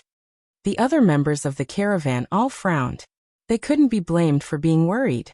In the Chu family, this second young master had never been famous for his strength. In the entire Chu family, only the young master was publicly acknowledged to have a good martial talent. He had already reached the blood condensation realm. Chu Xiu dismounted from his horse and took out the short blade in his hand. He cupped his hands towards Feng Yidao and directly attacked him. Chu Xiu specialized in swift machete techniques. That Feng Yidao was also not an ordinary bandit. He came from the Northern Land's 36 bandits. His martial arts inheritance was not inferior to the disciples of sects or aristocratic families. However, he also specialized in swift machetes. But right now, the two of them were acting. Naturally, they couldn't use those kind of swift machete techniques that could kill the enemy in one move. So they were like ordinary martial artists fighting back and forth. Among the Chu family's servants, there were practically no true martial artists. The majority of them had only learned some superficial martial arts. So in their eyes, the fight between the two sides was very intense. After exchanging a few dozen blows, Feng Yidao purposely went easy. Chu Xiu directly sent the machete in his hand flying. Cupping his hands, he said, "Thanks for letting me win." Feng Yidao's acting was not bad. He revealed a gloomy expression and said, Fine, you guys can leave. I didn't think that a young master like you would have some strength. It was me who underestimated you." Hearing this, the people of the caravan immediately let out a breath of relief and collectively cheered. But at this time Chu Xiu said, "Hero, please wait a moment." Feng Yidao frowned and said, "Brat, what else do you want?" The people of the caravan also didn't understand. Right now, they couldn't wait to get as far away from these bandits as possible. What was the second young master doing here? Chu Xiu cupped his hands and said, "This one wants to discuss business with Hero." Feng Yidao pointed at himself and said, "Did I hear wrong? You want to discuss business with a bandit like me?" Chu Xiu nodded and said, "That's right, I want to discuss business. My caravan can transport this batch of goods to the Yin Kingdom and sell it for a few thousand taels of silver. But in reality, if this batch of goods were to fall into your hands, with your ability, you would only be able to exchange it for a few hundred taels of silver. This is a difference of 10 times. I am willing to take out 1,000 taels of silver and invite heroes to escort my caravan out of Shangmeng Mountain. In this way, heroes can be considered to have not made this trip in vain. In fact, it is even more than the money you can earn from robbing others." Feng Yidao's eyes instantly lit up. "Brat, your idea is not bad. Interesting, I agree." The people of the caravan all looked at each other. They had traveled Shangmeng Mountain for more than 10 years, but this was the first time they saw such a method. But thinking about it carefully, they really didn't lose too much. Although 1,000 taels of silver was a lot, in the past, they had to hide from the bandits. But now they could directly be escorted out of Shangmeng Mountain by these bandits. The time spent was also much shorter. At this moment, everyone seemed to have realized that this second young master seemed to have really changed. He was like a completely different person from the second young master in their impression. Chu Xiu's act was very successful. He had completely established his prestige in the caravan, and Han Bao could also spread this matter to let the other bandits know the feasibility of setting up such a rule.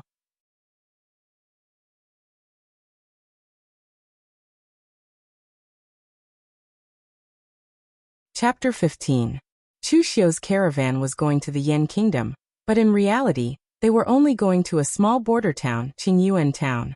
Because the Wei County was a small country that bordered the Yan Kingdom, Qingyuan Town was only a buffer zone between the two countries. It was only when the Yan Kingdom destroyed the Wei Kingdom that Qingyuan Town was established as a place for trade between the Yan Kingdom and the Wei County. Some of the Yan Kingdom's specialties could be bought here, and Chu Xiu's caravan could also directly sell their goods to the Yan Kingdom's merchants. This time, Chu Xiu's caravan traveled very smoothly. It only took 10 days for them to make a round trip. And this time, many people changed their opinion of Chu Xiu. This second young master wasn't as useless as before. Especially the people from the caravan, they were very respectful towards Chu Xiu. At this time, in a training room in the Chu clan's backyard, a white-haired old housekeeper was reporting to Chu Zongguang about Chu Xiu. This old housekeeper was surnamed Chun. Although he was also a housekeeper of the Chu clan, he was very low-key. Normally, he was only responsible for serving Chu Zongguang. Although he didn't have any real power, he was the oldest person in the Chu clan. Don't look at how Chu Zongguang was in seclusion every day, as if he didn't care about the clan's affairs. But through housekeeper Chun, the Chu clan's matters couldn't be hidden from him.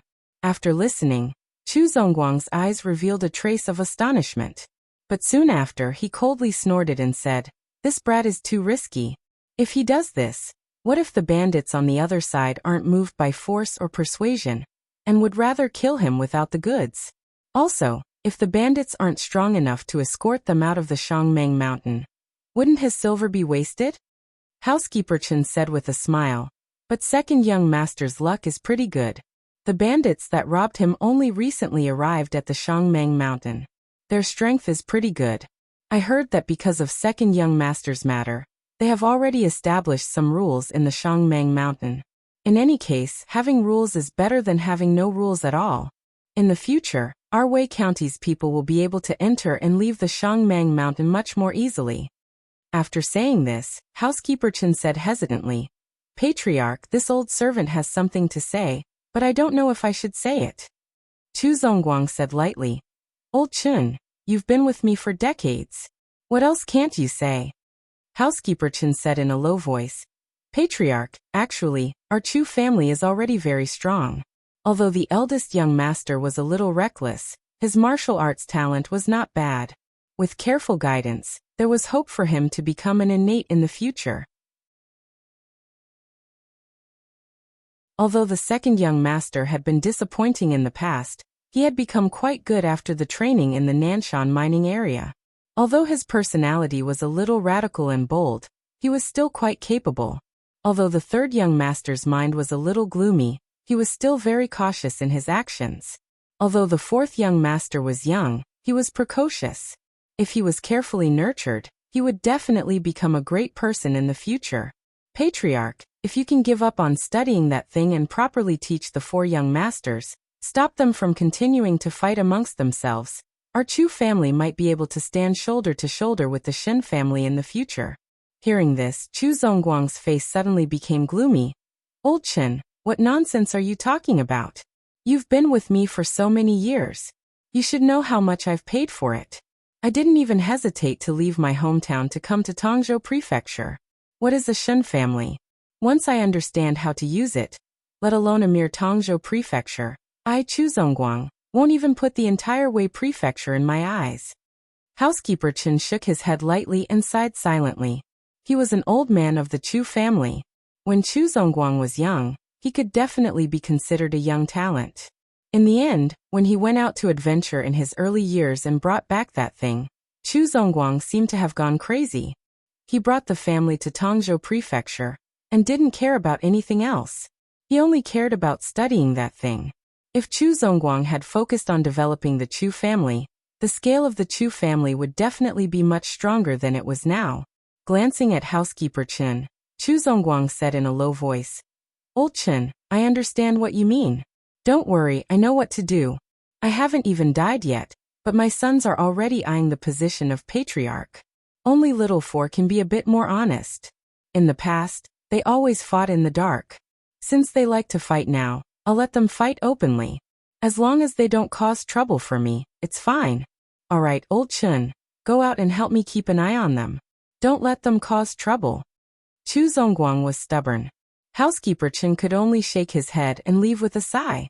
At this time, Chu Xiu didn't know what his cheap father Chu Zongguang was thinking. He had been living quite well recently. He followed the caravan once and didn't care anymore. In any case, the trade route was already open. He just had to wait to collect the money. The profits of the caravan were usually divided into 3 parts. One part was stored with the caravan to buy materials for the next trip, one part was given to the family, and one part was kept by himself. Chu Xiu was in charge of the caravan. Without hesitation, he transferred a part of the profits that should have been given to the family to himself. The Chu family was the Chu family, and Chu Xiu was Chu Xiu. For him, the entire Chu family, or even the entire Tongzhou Prefecture, was just a springboard for him to enter the Jianghu. Of course, Chu Xiu had to think about his own interests first. While the caravan was traveling, Chu Xiu had been practicing his saber and cultivating his internal strength in his courtyard. Even Gao Bei couldn't bear to watch his desperate actions. Chu Xiu wasn't a masochist. He just didn't know what was ahead of him. There was a sense of urgency that forced him to improve his strength as soon as possible. In the original plot, it was mentioned that the previous owner of this body had left the Tongzhou Prefecture after experiencing a family incident. He stepped into the Jianghu and experienced many hardships, causing his temperament to change greatly. As for what this family incident was and when it would happen, Chu Xiu had no idea. Therefore, he could only find a way to use the Chu family's resources to cultivate as soon as possible, and then directly leave the Chu family. According to Chu Xiu's estimation, as long as his talent wasn't so bad that it would make people angry, after Chu Xiu became the heir of the Chu family and got a lot of resources, with the Xiantian skill as a foundation, he should be able to step into the Xiantian realm very soon. Of course, rice should be eaten one bite at a time, and the road should also be taken one step at a time. At present, what Chu Xiu had to consider was not the Xiantian realm, but the blood condensation realm. The body tempering realm was relatively simple. It was to temper the muscles and bones of the body, because he had the Xiantian skill as a foundation, plus the qi replenishing powder that Chu Xiu had asked for from the pharmacy, and some medicinal pills that he had bought separately during this period. These things added up had greatly increased Chu Xiu's strength within a month. If the current Chu Xiu were to fight with the bandit that tried to kill him, Chu Xiu wouldn't even need to dodge. With just his strength, he would be able to chop his opponent in half. The truly difficult part was the blood condensation realm. Right now, Chu Xiu already felt that he had reached the peak of the body tempering realm. But even after eating several blood condensation pills, he still felt that there was no obvious change in his blood. It was clear that he still needed to temper himself for a period of time. Chu Xiu's life was pretty good, but some people's lives weren't so good. For example, the Chu family's third brother, Chu Sheng. Originally, the only person in the Chu family who had the qualifications to be his opponent was his eldest brother, Chu Xiu.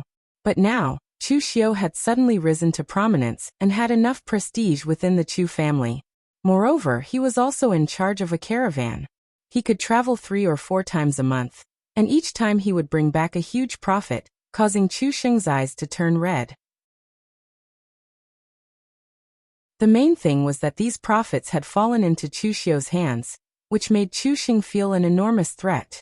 After pacing around the house several times, Chu Sheng frowned and said, "Mother, we can't continue like this. This Chu Xiu's reputation in the family has already been completely reversed. Moreover, the profits of the caravan have directly doubled in his hands. If this continues, I will definitely lose in a year.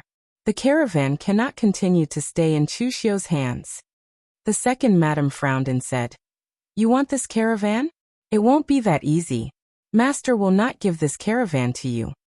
Chu Sheng's eyes revealed a trace of coldness. He said, "Father won't give it to me, but what if fourth brother wants it? Will he give it to fourth brother?" When the Chu family's the fourth prince, Chu Sheng, was mentioned, Chu Sheng's eyes also revealed a trace of jealousy. The Chu family's four sons, the eldest Chu Xiu, had been doted on a lot when he was young. Later on, Chu Zongguang had been in seclusion all year round and had neglected him, not to mention Chu Xiu and Chu Sheng. Only the youngest, Chu Sheng, was said to be very similar to Chu Zongguang when he was young. Therefore, even now he was still doted on by Chu Zongguang. This was something that the other three couldn't compare to. The second madam's eyes revealed a trace of light. She said, "This is not impossible. I will go and try." You're tuning in to the Li Mei's Sword of Destiny YouTube channel. We're so grateful for your support, and don't forget to subscribe to join us on this incredible journey through captivating stories. Your generosity through donations truly makes a world of difference, as it's the primary source of revenue that allows me to expand and enhance this channel for you. Thank you from the bottom of my heart for being a part of this adventure.